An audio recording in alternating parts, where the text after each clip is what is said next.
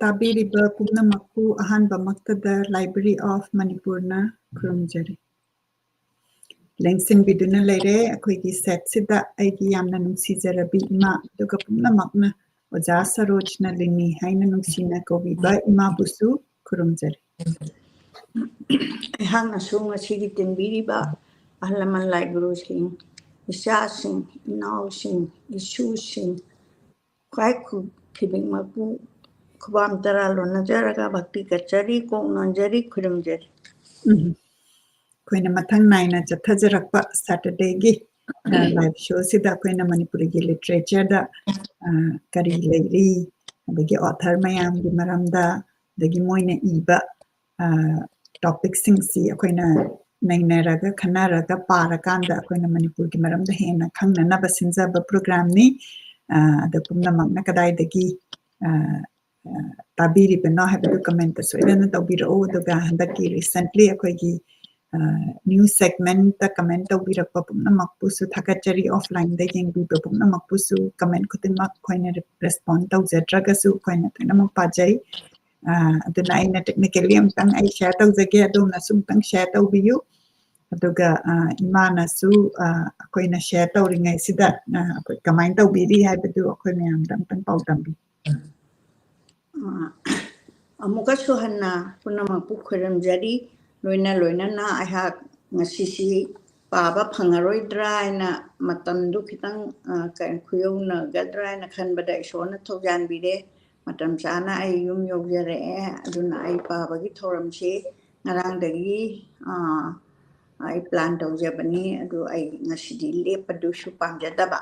ꯑꯗꯨ ꯏꯁꯣꯔꯅ ꯄꯤꯅꯕꯤꯔꯦ ꯑꯩ ꯄꯥꯕ ꯍꯧꯖꯔꯛꯑꯅꯤ ꯍꯧꯖꯤꯛ ꯑꯗꯨ ꯇꯧꯕꯇꯕꯨ ꯑꯩꯈꯣꯏꯅ ꯄꯥꯕꯁꯤ ꯀꯟꯇꯤꯅ꯭ꯌꯨꯁꯂꯤ ꯑꯣꯏꯅ ꯄꯥꯕꯒꯤ ꯃꯍꯨꯠꯇ ꯃꯥꯒꯤ ꯃꯔꯝ ꯇꯣꯉꯥꯟ ꯇꯣꯉꯥꯟꯕ ꯑꯏꯕ ꯇꯣꯉꯥꯟ ꯇꯣꯉꯥꯟꯕꯒꯤ ꯀꯩꯅꯣꯁꯦ ꯃꯈꯣꯏꯒꯤ ꯈꯨꯏ ꯑꯗꯨꯒ ꯃꯣꯏꯅ ꯈꯜꯂꯤꯕ ꯋꯥꯈꯜ ꯀꯔꯤꯅꯣ ꯍꯥꯏꯕꯁꯦ ꯑꯩꯅ ꯁꯨꯝ ꯊꯤꯒꯠꯆꯕ ꯃꯇꯝꯗ ꯏꯔꯥꯏ ꯂꯥꯏꯅ ꯑꯩꯕꯨ ꯌꯥꯝ ꯅꯨꯡꯁꯤꯕꯤꯕ ꯏꯆꯥ ꯍꯥꯏꯇꯥꯔꯦ ꯀꯅꯥꯗꯥꯗ ꯂꯩꯕꯤꯔꯤꯕ ꯏꯆꯥ ꯄ꯭ꯔꯃꯣꯗꯅ ꯂꯥꯏꯔꯤꯛ ꯑꯃ ꯐꯣꯡꯉꯦ ꯍꯥꯏꯕꯁꯦ ꯀꯩꯅꯣ ꯇꯧꯏ ꯑꯩꯅ ꯁꯨꯝ ꯎꯖꯕꯅꯤ ꯂꯥꯞꯄꯤꯉꯩꯗ ꯑꯗꯨꯕు ꯅꯛꯁꯜꯂꯛꯑꯀꯥꯟꯗ ꯏꯆꯥꯁꯤꯅ ꯑꯩꯉꯣꯟꯗ PDF ꯑꯣꯏꯅ ꯊꯥꯕꯤꯔꯛꯄꯗꯒꯤ ꯑꯩꯅ ꯏꯆꯥꯅꯨꯄꯤ ꯑꯍꯟꯗ ꯃꯉꯣꯟꯗ ꯑꯃꯨꯛ ꯊꯥꯔꯒ ꯃꯥꯅ ꯂꯥꯏꯔꯤꯛ ꯑꯣꯏꯅ ꯑꯣꯟꯊꯣꯛꯄꯤꯔꯦ ꯑꯩꯉꯣꯟꯗ ꯃꯌꯦꯛꯁꯨ ꯌꯥꯝ ꯆꯥꯎꯅ ꯄꯤꯕꯤꯔꯛꯑꯦ ꯑꯗꯨꯅ ꯑꯩ ꯉꯁꯤꯁꯦ ꯃꯉꯣꯟꯗꯒꯤ ꯄꯥꯒꯦ ꯍꯥꯏꯅ ꯃꯥꯒꯤꯁꯤ ꯄꯥꯒꯦꯅ ꯑꯩ ꯀꯩꯅꯣ ꯇꯧꯖꯔꯤ ꯍꯣꯠꯅꯖꯔꯤ ꯑꯗꯨ ꯄꯥꯅꯅꯕ ꯑꯩ ꯊꯧꯔꯥꯡ ꯂꯩꯖꯔꯦ ꯑꯩ ꯄꯥꯕ ꯍꯧꯖꯔꯛꯂꯒꯦ ꯍꯧꯖꯤꯛ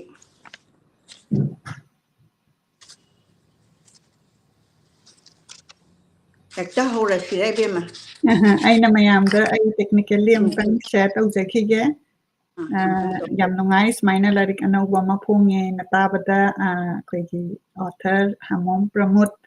ꯑꯩꯈꯣꯏ ꯐꯦꯁ ꯇꯨ ꯐꯦꯁ US ꯇ ꯎꯅꯖꯈ꯭ꯔꯦ ꯏꯃꯥꯅ ꯂꯥꯛꯄ ꯀꯥꯟꯗ all the way from Canada drive ꯇꯧꯕꯤꯔꯛꯑꯀꯥꯟꯗ ꯑꯗꯨꯅ ꯃꯁꯤꯒꯤ ꯀꯩꯅꯣ ꯕꯨꯛꯁꯦ ꯐꯣꯡꯕꯒꯤꯗꯃꯛꯇ ꯀꯪꯒ꯭ꯔꯦꯆꯨꯂꯦꯁꯟ ꯕꯪꯒ꯭ꯂꯥꯗꯦꯁꯇ ꯃꯩꯇꯩꯂꯣꯟ ꯑꯃꯁꯨꯡ ꯑꯈꯟꯅꯕ ꯋꯥꯔꯦꯡ ꯍꯥꯏꯅ ꯍꯥꯏꯕꯅꯤ ꯑꯗ ꯃꯁꯤꯒꯤ ꯐꯣꯇꯣꯁꯤꯁꯨ ꯑꯩ ꯍꯧꯖꯤꯛ ꯏꯃꯥꯅ ꯄꯥꯕꯁꯤꯗ ꯑꯩ ꯆꯤꯡꯈꯠꯆꯔꯛꯀꯦ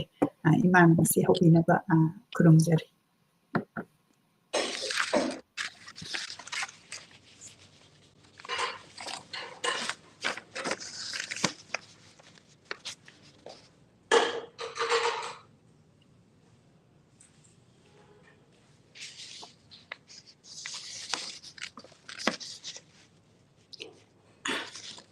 ꯄꯨꯝꯅꯃꯛꯄꯨ ꯑꯃꯨꯛꯀ ꯍꯟꯅ ꯈꯨꯔꯨꯝꯖꯔꯤ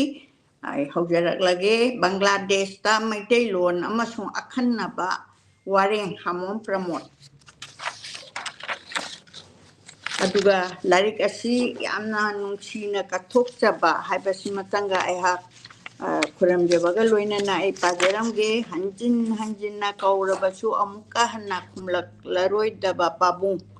ꯑꯃꯁꯨꯡ ꯈꯔ ꯀꯟꯅ ꯀꯧꯗ꯭ꯔꯕꯗꯤ ꯈꯨꯝꯕꯤꯔꯛꯇ꯭ꯔꯕ ꯏꯃꯥ ꯃꯈꯣꯏ ꯑꯅꯤꯒꯤ ꯈꯨꯌꯥꯈꯥꯗ ꯀꯠꯊꯣꯛꯆꯕꯅꯤ ꯏꯕꯨꯡꯉꯣ ꯏꯆꯥꯁꯤꯅ ꯏꯔꯤꯕ ꯂꯥꯏꯔꯤꯛꯁꯦ aduga mathang sidana yaupham takpa aidi larik se kayam mamai ki pisse ya pangam yam badinate adu yam mamutana ibiba amani Bangladesh ta maitai lon tamba hawat patangai phadrabani wahudok sida Bangladesh ta maitai longi matang da khantaningai oiraba wafam khara mathang Bangladesh ta mutharak laba inat amasung imalon mathang da Bangladesh ta sumang lila amasung maitai longi drama mathang da drama gi taibangda Sony gi tat yeng lusi kadar madar tauduna mathang da konthaujam surjit ki saireng wareng khara parubada mathang da chingkhai angom pebet ki pena mathang da Louis Grit amasung mahaki saireng humphumanga Bangladesh ki chakma kabi ahungi saireng North America da maitai singna khundarak pagi samlappa wari dagi iroi loibada asumna thambirami oja saroj nalini khomdramgi ningsing wadi amasung finding the voice ki thoram asina aroibo oina ibirami khongbachi kuidri kainoni January ki tang 33 isingani kunmanga hujik February changbada ngaidi aduna thamkhai ama khara hembada ngaidi ado ai laibagam phai ai ahanbada ai sipajaga dori basi ai kano wahudok sidagi horak lage matam changlabani aina warengi lairik amatang phongge khanjarakli basi ngasidi mangphaunare haiba tare tobabudi anauba wareng kaya thoyokna ithokpadi ngamkhidre Sahi kun mamangdagi Bangladesh ki sefong kayada ngai ki khalaga ithokiba wareng ngakani maruoina Bangladesh Manipuri Sahitya Sangsad na phongba maira inat publication na phongba sajibu amasung Bangladesh tagi hamom Prabit amasung Manipur gi AC Netrajik na phongba sayon che phongda phongkhraba wareng ngakani Adumak oirabasu Bangladesh ki wang mada Bharat ki mafam kayadagi phonglakpa che phong kayadasu lairiga sida yauriba wareng khara di phongkhre tawbatabu karamba che phongda karamba wareng phongkhiba natraga karamba issuda phongkhiba no haibadu madi panjaba ngamjadre pabiriba singna ngakpigani Imphal gi nungti gi phongba che phong Shanghai Express amadi Poknafam amasung Imphal gi saitya gi luk kaya na phongba saitya gi oiba che phong ama ani desu aigi wareng khara yauki haibabu aibu nungsibiba aibi singna paudam biraki aina lamdam tamna leikhibana I pau matam khudingmakta phaunaba ngamdabana phongkhiba wareng punama kari karamba che phongda phongkhibano haibadu haijaba ngamjadre hanjinna haiduna talak laba wafam amana masing likna leibagi hongnabi awatpa pendabagi pendaba ngaktani aduna aigi ayamba wareng punamak leitabagi awatpagi tengtha kholna ayambani Bangladesh ta maitai lon gi khori rol amasung aikhoi gi inat asum mangtharakpa mutharakpa sida pungningsda nungnangba pendaba kaya phauraki adudagi khangba khangdaba aigi wakhalda thamoida phaurakpa wakhalon adubu chamna ithokchakhibani chepong kayada sojaina na leibagi mahutta mafam amada amagi manungda kabhar amagi manungda leibana hena phagadra khanbadagi lairik ama oina phagadra khanduna phongdokjabani Sahi tara kun mamangda ithokhiba phongdokhiba oirabasu ngasi phawba aikhoi khunaida thoyokpa ahongba laktri haibada haimanba thokloi haina khalli aduna Bangladesh ta maitelon amadi inatki matang matamdugi phibam yenglaga khallaga ithokhiba Bangladesh ta maitelon tamba hogat patang ai phadrabani บังกลาเทศตมุทรกลบอินาตอมาสุงอิมาลอนอมาดีบังกลาเทศตไม่ได้ลวนกิมาตังขันทันง่ายอวยระบว่าพังคระว่าเรื่องที่ดัดทำจากที่บ้าไอ้ว่าขลุ่นถอยโดกป่าหงบ้าเลยตรีให้นักขลีแต่ว่าตบูจะฮิคระที่ดาบังกลาเทศตไม่ได้ไม่เอกตัมบีบกีและนายอวยนาวจาอามานิขังนาไม่ได้ไม่เอกสกุลนัตรกาเซนตาร์อามาอวยนาหางดูนัตักปีตัมบีบ้าหกเลยให้บกีเป่าดิตาจะบ้าพังลีอดูแต่นัตนายามนันไงบ้าเป่าออกมานะบังกลาเทศกอเมนที่ไม่เคยได้กิสูไม่ได้ล้วนน้ำมันสูไม่ได้เมฆตั้งบีบกี้อันนู้บัตรมามาสูเราขลักลีให้บกี้อินโฟเมชันน้ำมันสูพังเลยอดูบุไอ้คุยกี่คุณนายกี่โอยบ่าวขลุ่นดีถอยดงน่ะหงดีให้นักขันเจบังกลาเทศเลยริบาไอ้คุยกี่คุณนายด่าไม่ได้ล้วนน้ำมันสูไม่ได้กินนัดมังทรักบกี้มามีอาศัยอาสุมักตารีน้องมากี้อาสุมาสุมชนทรักลีอิมาลอนมังทรักปามาสุงอินาตอาสุมาสุงมุสลิมปะกี้มายกตะทองน้าพบลามีขระดิทอรักกันนี่ไอ้คุยคุณนายด่าเขารังลิบาใช้เทคการขระยามน่ะอีจังทองน่ะล้วนกี่อวยแบบปทบปุถรักปดีเลียบตรีมาคุยขระกี่มันนุ่งดกี้ฮัลละมาสุงนะฮะอามาอันนี้กี่ใช้เรื่องกี่ลายดิกอามาพงกี่ปัจฉิงปารุบดาตุงดาไอ้กี่ทำมวยเด็กกะดีเผารักกี่บาการีขันกี่บาสำหรับน่ะอาสุมในน่ะจักกี่บันนี่साहित्य की critic अमगुम नाने नखिबा अमत्त नते lyric सक्ताकपा नत्रगा book review तौखिबा नचदे लोइनना आइना यामना पामजखिबा America की Nobel prize फंगलबी कवि Louis Greece की मतांग पारुबरसु थेंगनरुबा खरा Meitei लोनगी अपाबसिंगदा खंहनिंगदुना इथोकचबनी थिजिनगदबा नैनगदबदी यामना Larry खली साहित्यबु पामजरुबा अमा ओइना मखोइगी मतांगदा वाहै अमानि तंग फोंदोकजबनी लाइरिक असिदा अनौबो वारेंग हाइरगदी ओजा सरोज नलिनी खोमद्रामगी निंगसिंग वारी अमसुंग फाइंडिंग द वॉइस की थौरम बांग्लादेश दा सुमांग लीला मैतैलोनगी ड्रामा कौबा अनि असितनी अतोपो वारेंग पुनमक ममांगदा फोंखिबा ngaktani se phong kaya da फोंखिबा वारेंग ओइबना पाबीरिबा मयामना वाखलोन नत्रगा वाहै खरदी इमान मानबगुम ओइना थेंगनबसु यावरकनी अदुबु हानना फोंदोखरबा कौबनिना हानगी मवोंदु कायहनिंगदबना अमु हंजिनना सेमदोकपा नत्रगा ओंथोक वंसिन तौजेद्रे से फोंसिंगदा फोंखिबा अदुमक असिदसु असुमक थमजरे अरोइबदा लाइरिक असिदा यावरिबा वारेंग अयामबा फोंदोकपदा अचौबा थौदांग लौबिखिबा मैरा की संपादक ओजा एके सेराम सजीबू चेफोंगी एडिटर मरुप सेराम निरंजन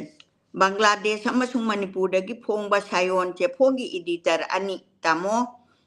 एसी नेत्रजित अमसुंग एगी इनाव हमोम प्रबित लोइनना इंडिया की असम त्रिपुरा अमदी मणिपुर फोंखिबा साहित्य चेफोंगी एडिटर पुनमकी मफमदसु तौविमल खंगबा उच्चरी काय खुनजरी लोइनना लाइरिक असी फोंगननबा होनबदा वारेंग खंगतपदगी हौना अचौबा थौदांग लौबिरखिबा ट्यूरी प्रकाशनगी इनाव सैरेंबा माइबम साधन अमसुंग मखुंगी डिजाइन येकपिखिबा मिस्टर सोहेल अनाम बुसु हाइनिंगाय लेतना थागचरी हामोम प्रमोद कनाडा मॉन्स्ट्रेल असिजा असागी वहौदोक्सी लोसनजरबा मतुंगदा बांग्लादेश मैतैलोन तंबा होगतपा तंगाय फद्रबनी हाइबा वारेंगसी अमुक चथजगे बांग्लादेश मैतैलोन तंबा होगतपगी मतांगदा अमी किम अमदी किम सिविंग ना फेब्रुवारी 2009 फोंबा मैतै सर्वे रिपोर्ट अमदा Meitei Manipuri speaker in Bangladesh, a socio-linguistic survey that 2008 international silda phong liba recommendation adu ekoi na khanthapam thoi asima thamjara kanda aina sidagi expert ani na pirakpa recommendation khara mamang da yawre saisida recommendation sigi matung ina maitei lon amasung maitei mek tambagi thodang lokhatpa da pambai ama oina lokham thui ꯑꯁꯤꯗ ꯃꯅꯤꯄꯨꯔꯤ ꯂꯣꯟꯁꯤ ꯆꯥꯎꯈꯠꯅꯕꯒꯤꯗꯃꯛꯇꯅꯤ ꯑꯏꯕꯅ ꯊꯝꯕꯤꯔꯤꯕ ꯋꯥꯈꯜꯂꯣꯟꯁꯤꯡꯁꯦ ꯕꯪꯒ꯭ꯂꯥꯗꯦꯁꯀꯤ ꯃꯩꯇꯩ ꯄꯥꯉꯜ ꯃꯩꯇꯩꯂꯣꯟ ꯉꯥꯡꯅꯔꯕꯁꯨ ꯉꯁꯤ ꯐꯥꯎꯕꯗ ꯃꯃꯥꯂꯣꯟ ꯇꯝꯅꯕꯒꯤ school ꯑꯃꯗꯤ centre ꯑꯃꯠꯇ ꯂꯤꯡꯈꯠꯇ꯭ꯔꯤ ꯃꯃꯥꯡꯉꯩꯗ ꯀꯅꯥꯒꯨꯝꯕꯅ ꯍꯧꯒꯠꯈꯤ ꯍꯥꯏꯅꯕꯗꯤ ꯇꯥꯈꯤ ꯑꯗꯨꯕꯨ ꯃꯈꯥ ꯇꯥꯅ ꯇꯨꯡ ꯀꯣꯏꯅ ꯆꯠꯊꯈꯤꯕ꯭ꯔꯥ ꯍꯥꯏꯕꯗꯨꯗꯤ ꯈꯪꯕ ꯉꯝꯖꯗ꯭ꯔꯦ ꯂꯥꯏꯔꯤꯛ ꯍꯩꯕ ꯕꯪꯒ꯭ꯂꯥꯗꯦꯁꯀꯤ ꯃꯩꯇꯩ ꯄꯥꯉꯜ ꯑꯌꯥꯝꯕꯅ ꯕꯪꯒ꯭ꯂꯥꯗ ꯏꯕ ꯄꯥꯕ ꯉꯝꯂꯕꯁꯨ ꯃꯩꯇꯩꯂꯣꯟ ꯏꯕ ꯄꯥꯕ ꯉꯝꯕꯒꯤ ꯃꯇꯥꯡꯗꯗꯤ ꯌꯥꯝꯅ ꯍꯟꯊꯅ ꯂꯩꯔꯤ ꯍꯥꯏꯕꯗꯤ ꯃꯩꯇꯩ ꯃꯌꯦꯛ ꯃꯩꯇꯩꯂꯣꯟꯁꯦ ꯕꯪꯒ꯭ꯂꯥ ꯂꯣꯟ ꯅꯤꯡꯊꯤꯅ ꯈꯪꯖꯔꯕꯁꯨ ꯃꯩꯇꯩꯂꯣꯟꯗꯗꯤ ꯏꯕ ꯄꯥꯕꯗ ꯍꯩꯅꯕ ꯂꯩꯇꯕꯒꯨꯝ ꯎꯏ ꯃꯃꯥꯂꯣꯟ ꯇꯝꯅꯤꯡꯗꯕ ꯀꯅꯥꯅꯣ ꯑꯗꯨꯕꯨ ꯕꯪꯒ꯭ꯂꯥꯗꯦꯁꯇ ꯂꯩꯕ ꯃꯩꯇꯩ ꯈꯨꯟꯅꯥꯏꯒꯤ ꯊꯧꯕꯨꯔꯦꯜ ꯑꯣꯏꯔꯤꯕ ꯑꯃꯁꯨꯡ ꯑꯣꯔꯒꯅꯥꯏꯖꯦꯁꯟꯒꯤ ꯂꯤꯗꯔꯁꯤꯡꯅ ꯊꯧꯁꯥꯕꯤꯗꯕ ꯍꯣꯠꯅꯕꯤꯗꯕ ꯑꯁꯤꯃꯛꯅ ꯃꯩꯇꯩꯂꯣꯟ ꯃꯃꯥꯂꯣꯟ ꯇꯝꯕꯒꯤ ꯈꯨꯗꯣꯡꯆꯥꯕ ꯐꯪꯖꯗ꯭ꯔꯤ SIL ꯏꯟꯇꯔꯅꯦꯁꯅꯦꯜ ꯕꯪꯒ꯭ꯂꯥꯗꯦꯁꯇ ꯃꯈꯣꯏꯒꯤ ꯄ꯭ꯔꯣꯖꯦꯛ ꯑꯃꯁꯨꯡ ꯄ꯭ꯔꯣꯒ꯭ꯔꯥꯝ ꯃꯊꯪꯁꯤꯠꯅ ꯂꯧꯊꯕꯒꯤꯗꯃꯛꯇ ꯔꯤꯁꯔꯁ ꯑꯃꯁꯨꯡ survey 2001ꯗꯒꯤꯅ 2003 kaya Bangladesh ki mafam kaya da sathaki masigi risarsigi adugi manungda maitelon ngang ba kanglup su yauki maitelon ngang ba phuruk ki mihut kaya su silna sinba workshop training seminar aduda saruk yaki adubu thoram thausil mapung phadaba haigadra maitelon ngang ba phuruk ki mihut singdugi hotna ba wat ba haigadra Bangladesh da maitelon tambagi thabak adu ningthina pangthok khidre tungi maitai mahairoi singchu mama lon tambage khudong chaba lawba ngamhudre masi aikhoi gi laibak thibani mathangda makhoi ami kim amasung kim siwing anina thijimbada phangba factor singi makhada samlapna panjari Bangladesh ki mitai pangal lon animak bangla amasung maitai lon ngangi aidi bangla lon sungangi maitai lon sungangi Maitelon iba paba ngamdrabasu Bangladesh ki mitai pangal singna mama lon bu kha kaujade sahi tran thoi trom dogi mamangda ikiba waring ne matamdu da maitai tam mayek tambagi school center lairamde adugu sahi khara sida maitai mayek tambagi school center linkhatlakle Bangladesh ta maitai lon amasung akhanna ba waring mathangda maitai lon ngangba Phurup animak Bangladesh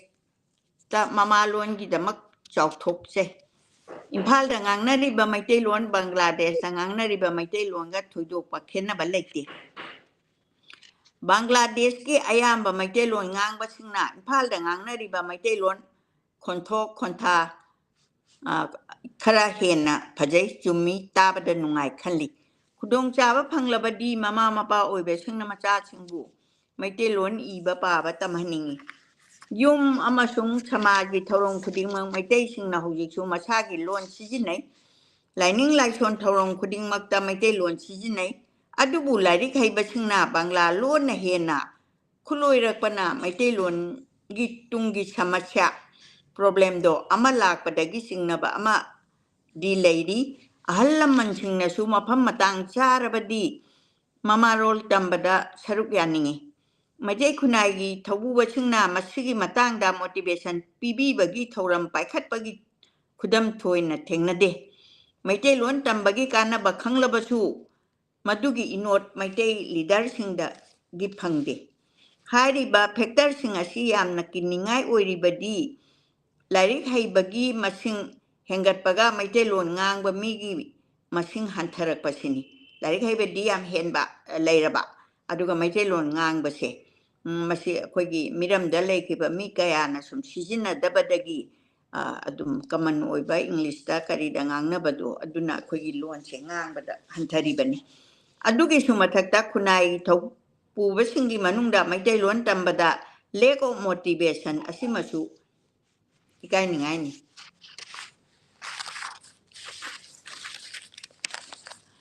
aduga amuk lon hinghanbagi matangdasu tawpham thokpa thodang lokhatpinaba aikhoi khunai thaupuba oiriba community ki mapa mapu oibasingda nonglukna ningsingjabata natana atai karisu hainingai leite บังกลาเทศकी मैतेलोन की मरमदत नते ngasi malem gi lon macha macha ayamba noma noma gi mukhiba mangkhiba yauri malemdagi mangkhi gedawraba lon makti natte maitelon adubu bangladesh lon asi iba pa ba ngambagi masingdi noma noma gi hantarei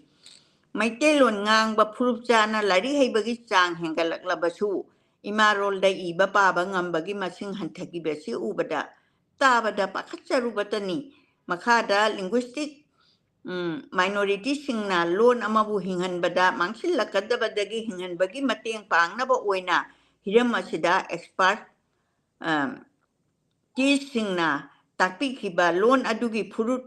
aduna tawphom thokpa khara makhada pijari loan mangdanabagi damta language document haibase print media electronic media amadi digital media da loan dugi phangba macha punna record tawsenba anauba material puthokpada anauba pambai sijinaba khudam oina email blog radio da mamalon sijinaba local language training piba aduga mangki gadawa loan bu hinganna bagi anauba policy lokhatpa hudokpa miyamda loan gi leiriba situation bhab tahanba amadi khanghanba awareness piba mathangda loan adu hinganna ba hotnabada mayamna support pibiba adi loan du nungsidana ngangbado aigi ipoto yam nungsina thamaga ngangdragadi madu aremba kangha thang oina tokhiba aduga ngangnaragadi phaja ba loan da bebhar phajaba loan adi ningthaupalingai matamda sizinarba loan mayam ama dead language oigerabani adu amu hanna hinganba yai adu yam phaja ba loan leiri ekoigi aduna individual language specialist agi hoduna local NGO local government agi hoduna international oiraba sangsana su mateng pangpham thui asima su kauphade loan hinganbada sijinnabada thodang lodori base loan adu ngangliba community gi member singnaneba asi ai benna haibiramise am chumlaba waphamni mapangi mi natraga mitop na nate asi makhoi community dugi apambani karamba mawongda karam haina karam tawna loan adu hinghanba asumai tawdana hiramsi banglagi amatya sen nam isagi nat chatnabi loan gi matangda kari khankibage haibado panbada matang chai khanjai manusake tar iti har kon sida aina si bengali gi si ai lepsage aina parubada aina so athadu khangdre aduna ai maitaironda ibiram iba singse ai miyamda hangasage sumai tawdana masida hariba phongdokliba wakhalona se maitai khunai gi lup pibiriba punamakna khantabam thoi karamba hauna bi chatnabi values ethics aduga thadokani karamba buna sogakani haibado nainabagi khudong chaba khunai sigi miyamda pifam thoi lonnan nungsi chauthokse hairagata daita loide nat amasung lot yokhatpagi thoksilgi thoramda yaunaba hotnaba tai changsin yauksinba tai Bangladesh ta leiba lukayagi mapa mapu oiribe singna madugi lokham thokpa thodang ado hojingmak lahodrebadi tungda Bangladesh ta nat ngaktuna maitelon ngangduna hingbagi lanphamda tungi generation da tainarakani tainafam suthui nongchublamgi mamingcha laba pandit amagi wahai kharasu ningsingjari aduna Bangladesh ta maitelon ngangba nat chatna lonchat ngakna leiba community ama hingba tarabadi loan amasung nat hinganbagi thoram thodang phurup asigi mapa mapu oribesingna hojingmak paikhatpada mathau tai yamna khananingai oiba Bangladesh maite longi matangda sigi matangse ai amuk panjarake research forum manipur forum na manipur da leiba loop NCRT Directorate of Education U Directorate of Art and Culture amasung Manipur University ga khusamna dunna linkhatkiba November gi tang 3 da Kangla Hall Imphal da pangthokkiba maitei longi hojik oiriba phibam ꯑꯃꯁꯨꯡ ꯃꯁꯤꯒꯤ ꯆꯥꯎꯈꯠ ꯊꯧꯔꯥꯡ ꯀꯧꯕ ꯍꯤꯔꯝ ꯑꯁꯤꯗ ꯅꯨꯃꯤꯠ ꯍꯨꯝꯅꯤꯒꯤ ꯑꯣꯏꯅ ꯈꯟꯅ ꯅꯩꯅꯕ ꯃꯤꯐꯝ ꯏꯟꯇꯔꯅꯦꯁꯅꯦꯜ ꯁꯦꯃꯤꯅꯥꯔꯗ ꯁꯔꯨꯛ ꯌꯥꯕꯒ ꯂꯣꯏꯅꯅ ꯆꯦ ꯄꯥꯊꯣꯛꯄꯒꯤ ꯈꯨꯗꯣꯡꯆꯥꯕ ꯐꯪꯈꯤ ꯑꯏꯕꯅꯅꯤ ꯐꯪꯉꯤꯁꯦ ꯃꯅꯤꯄꯨꯔꯗ ꯂꯩꯕ ꯂꯨꯞ ꯀꯌꯥꯒꯤ ꯊꯧꯕꯨꯔꯣꯏ ꯑꯈꯪ ꯑꯍꯩ ꯑꯣꯖꯥ ꯀꯌꯥꯒ ꯂꯣꯏꯅꯅ ꯃꯩꯇꯩꯂꯣꯟꯒꯤ ꯑꯦꯛꯁꯄꯥꯔꯠꯁꯤꯡ ꯁꯔꯨꯛ ꯌꯥꯈꯤꯕꯇ ꯅꯠꯇꯅ ꯃꯥꯂꯦꯝꯒꯤ ꯃꯐꯝ ꯀꯌꯥꯗ ꯂꯣꯟ ꯑꯁꯤꯕꯨ ꯉꯥꯡꯅꯔꯤꯕ ꯑꯁꯥꯝ ꯇ꯭ꯔꯤꯄꯨꯔꯥ ꯃ꯭ꯌꯥꯟꯃꯥꯔ ꯆꯥꯏꯅꯥ ꯕꯪꯒ꯭ꯂꯥꯗꯦꯁ ꯀꯅꯥꯗꯥ ꯌꯨꯔꯣꯞ ꯑꯃꯁꯨꯡ ꯑꯃꯦꯔꯤꯀꯥꯗ ꯂꯩꯔꯤꯕ ꯃꯩꯇꯩꯂꯣꯟ ꯑꯁꯤ ꯀꯔꯤ ꯐꯤꯕꯝꯗ ꯂꯩꯔꯤ ꯀꯔꯝꯅ ꯂꯣꯟ ꯑꯁꯤ ꯆꯥꯎꯈꯠꯍꯟꯕ ꯌꯥꯕꯒꯦ ꯍꯥꯏꯕꯅ ꯆꯤꯡꯕ ꯍꯤꯔꯝ ꯀꯌꯥꯗ ꯀꯨꯞꯊꯅ ꯅꯩꯅꯈꯤ ꯁꯦꯃꯤꯅꯥꯔ ꯑꯁꯤꯗ ꯄꯥꯊꯣꯛꯈꯤꯕ ꯆꯦ ꯑꯃꯁꯨꯡ ꯈꯟꯅ ꯅꯩꯅꯕ ꯃꯤꯐꯝ ꯑꯗꯨꯗ ꯑꯈꯪ ꯑꯍꯩꯁꯤꯡꯅ ꯊꯝꯕꯤꯔꯝꯕ ꯋꯥꯐꯝꯁꯤꯡꯗꯣ ꯅꯤꯡꯁꯤꯡꯕꯒ ꯂꯣꯏꯅꯅ ꯕꯪꯒ꯭ꯂꯥꯗꯦꯁꯇ ꯃꯩꯇꯩꯂꯣꯟ ꯁꯤꯖꯤꯟꯅꯕꯒꯤ ꯃꯇꯥꯡꯗꯁꯨ ꯈꯟꯊꯅꯤꯡꯉꯥꯏ ꯑꯣꯏꯕ ꯍꯤꯔꯝ ꯈꯔ ꯃꯌꯥꯝꯗ ꯄꯥꯎꯗꯝꯖꯅꯤꯡꯉꯤ ꯃꯩꯇꯩꯂꯣꯟꯕꯨ ꯅꯨꯡꯁꯤꯕ ꯑꯃꯗꯤ ꯆꯥꯎꯈꯠꯍꯟꯅꯤꯡꯕ ꯃꯌꯥꯝꯗ ꯂꯩꯕꯥꯛ ꯑꯁꯤꯗ ꯀꯔꯝꯅ ꯃꯩꯇꯩꯂꯣꯟ ꯑꯁꯤ ꯆꯥꯎꯈꯠꯍꯟꯕ ꯑꯃꯗꯤ ꯀꯔꯝꯅ ꯃꯄꯨꯡ ꯐꯥꯕ ꯂꯣꯟ ꯑꯃ ꯑꯣꯏꯅ ꯊꯝꯕ ꯌꯥꯕꯒꯦ ꯍꯥꯏꯕꯅꯆꯤꯡꯕ ꯃꯩꯇꯩꯂꯣꯟ ꯁꯤꯖꯤꯟꯅꯕꯒꯤ ꯃꯔꯝꯗ ꯄꯣꯏꯟꯠ ꯈꯔ ꯊꯝꯖꯅꯤꯡꯉꯤ ꯃꯁꯤ ꯑꯩꯅ ꯍꯩꯁꯤꯡꯂꯦ ꯑꯈꯪ ꯑꯍꯩ ꯑꯃꯅꯤ ꯍꯥꯏꯗꯨꯅ ꯄꯥꯎꯇꯥꯛ ꯄꯤꯖꯕꯅꯤ ꯍꯥꯏꯅ ꯂꯧꯕꯤꯗꯅ ꯆꯨꯝꯅ ꯏꯃꯥꯂꯣꯟ ꯅꯨꯡꯁꯤꯖꯕ ꯑꯃ ꯑꯣꯏꯅ ꯃꯄꯥꯟ ꯊꯣꯡꯗꯒꯤ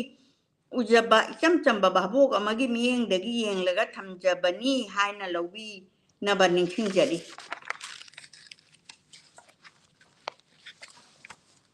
ꯁꯦꯃꯤꯅꯥꯔ ꯑꯁꯤ ꯄꯥꯡꯊꯣꯛꯄꯒꯤ ꯅꯨꯡꯒꯤ ꯑꯣꯏꯕ ꯋꯥꯔꯣꯜꯒꯤ ꯃꯇꯥꯡꯗ ꯍꯧꯗꯣꯛꯄꯒ ꯂꯣꯏꯅꯅ ꯍꯣꯁ ꯑꯣꯔꯒꯅꯥꯏꯖꯦꯁꯟꯁꯤꯡꯒꯤ ꯃꯤꯍꯨꯠ ꯔꯤꯁꯥꯔꯆ ꯐꯣꯔꯝ ꯃꯅꯤꯄꯨꯔꯒꯤ ꯊꯧꯄꯨꯕ ꯔꯤꯐꯣꯝ ꯆꯦꯐꯣꯡ ꯆꯤꯞ ꯏꯗꯤꯇꯔ ꯑꯣꯏꯔꯤꯕ ꯑꯏꯕ ꯑꯣꯖꯥ ꯅꯥꯎꯔꯣꯏꯕꯝ ꯏꯟꯗ꯭ꯔꯃꯅꯤꯒꯤꯅ ꯃꯩꯇꯩꯂꯣꯟꯒꯤ ꯃꯇꯥꯡꯗ ꯋꯥꯐꯝ ꯑꯁꯤ ꯊꯝꯕꯤꯔꯝꯃꯤ ꯄꯨꯋꯥꯔꯤꯒꯤ ꯁꯥꯡꯂꯕ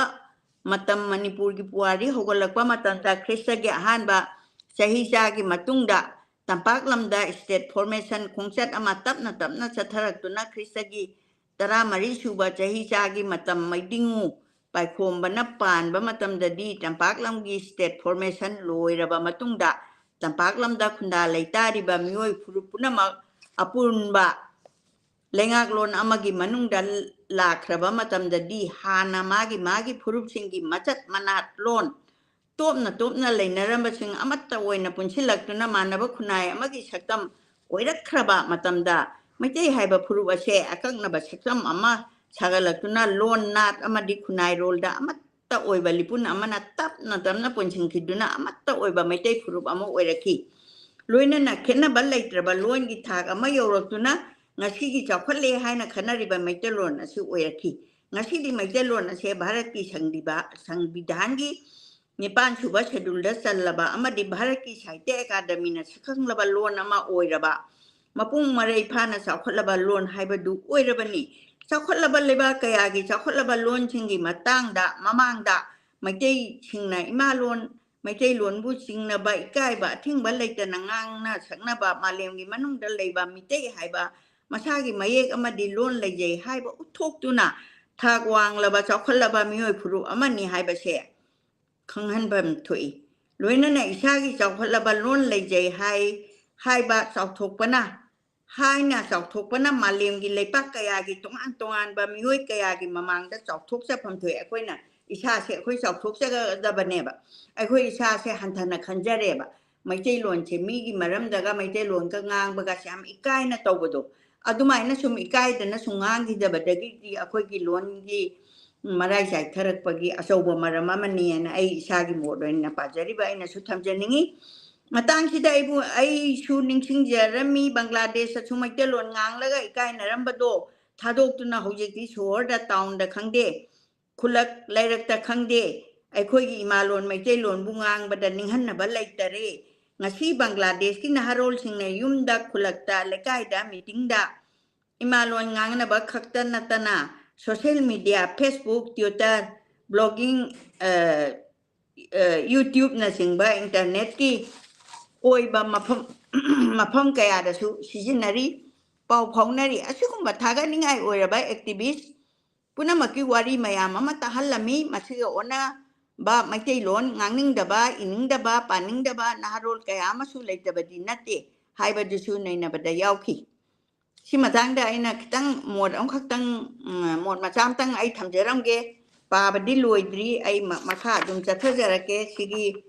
เปราสิมาดิลอยดบยาดเรอดุนะไอ้คุยกิลวนชีไอ้คุยกิยูจีไอ้คุยน่ะงางโอยนี่ไงจ้ะมาปาเนี่ยอังกฤษไม่ได้มางไม่กว่าไอ้คุยอังกฤษทำภาษามังเองนะมังเองแต่สุดท้ายแต่ว่าเดบริติชนะปาลิงนี่นะอะดูมวยเนี่ยชาร์เจมจอนอสโตนะมาจอนอสโตนสกุลเชลิงขัดละเมอะดูก็มวยไม่ตีรวนชดตรงงางงี้อะดูก็ดูแค่นั้นตัวละก็ไอ้คุยเนี่ยอังกฤษทำไม่แบบทำไปดูมังเองให้รำบาสินะเนี่ยก็ไม่เอามุกตัวละเก็บgeneration ama sikayam ko sahi kunji gi manung da khang amu hong tana soro na angang sora ana anok adaga rasai ina ising ima brigahina ising kaina tamameba akoina kano angang oringai matamda adagi di khangtok to kreba rasai ina ima ka se to kre tamaga su lai to hangdok treba aduga amu A na apple B na ball C na cat D na dog ay na muksa krep adai di kay dawre mama pa singsi na macha singsi ay so amu oiram gani adu manung da macha singsi mai te ron da be har phajana mama na kaure ka mai na khumni kai si di tambi na dreba adu english ka ne what is your name ka haraga my name is adu ka na khumaga di mama ba cha marau ba ai ja si english hai re sa khole na mai sum to ba dagi diไม่ได้รวนกี่ฮานันเลยรำบาเบบาร์อดูว่ามาปานักว่ามาทำตะกร้าไม้คุมนี้อเด็กกิเลยมันนิ่งทูนักว่ากันนักการคุมนี้การดูแบบปุ่นน้ำมักเชลล์นะแบบตู้ขรักันดะอ่างเชกว่ามาทำตะการให้นักคุมาเก็บไม่มาซาเชยเนี่ยเบี้ยไม่นักเอาเนี่ยแบบมานะอังกฤษทำมาเนี่ยนะอังกฤษสกูลทำมาเนี่ย yes ให้นักคุมเรียบอะไรมาดูชดดูฮาร์เอาทุกเรียบไอ้จ่าเชงงานว่าให้เรียนสิ่งนี้แบบคุยเดเลยแบบการันเชsemain tahu dana ibiri ba isa promotina yamna cekna mai deron cek kalau mainnya sida ba sida na de oira ma ba cek asiba loan oi kijore ha ba si yamna pakhat na magi wareng cek puning sang na ibani aduna aina supa jabani Bangladesh mai de loan gi phibang gi matang nei na ba matam da kabi amasung ai ba thokso manihas edisoni na mahakiไอ้เสียดาสุนหายรมีบังกลาเทศสมัยเตลวนผู้เขาจีเขาว่ามุลฮัลลัมดริบเช่มารู้ไอ้ไหนซ้ำจำบัลลัยไล่ช่วยให้จะได้บักคงงังกิเรามีสิ่งอะไรอัลลัมันสิ่งที่มาปานเด็กนี่แบบบังกลาเทศสมัยเตลวนก็งังเนรมีเช่มานาทากลิเช่อดุนันเลยบ้าก็ดูดคุณดาริบไม่เตยบรรณาเสหิตเรคุณดางไอ้ดามาดีไม่เตยหนึ่งเท่าสิ่งนั้นเชื่อแล้วก็มาจำจะลุยน่ะรักที่บาลอนว่างังช่างจันอบีเขาจะชูมาเขาชากุมนามาโปกายเดินเด็ดดุมดิเลยดิ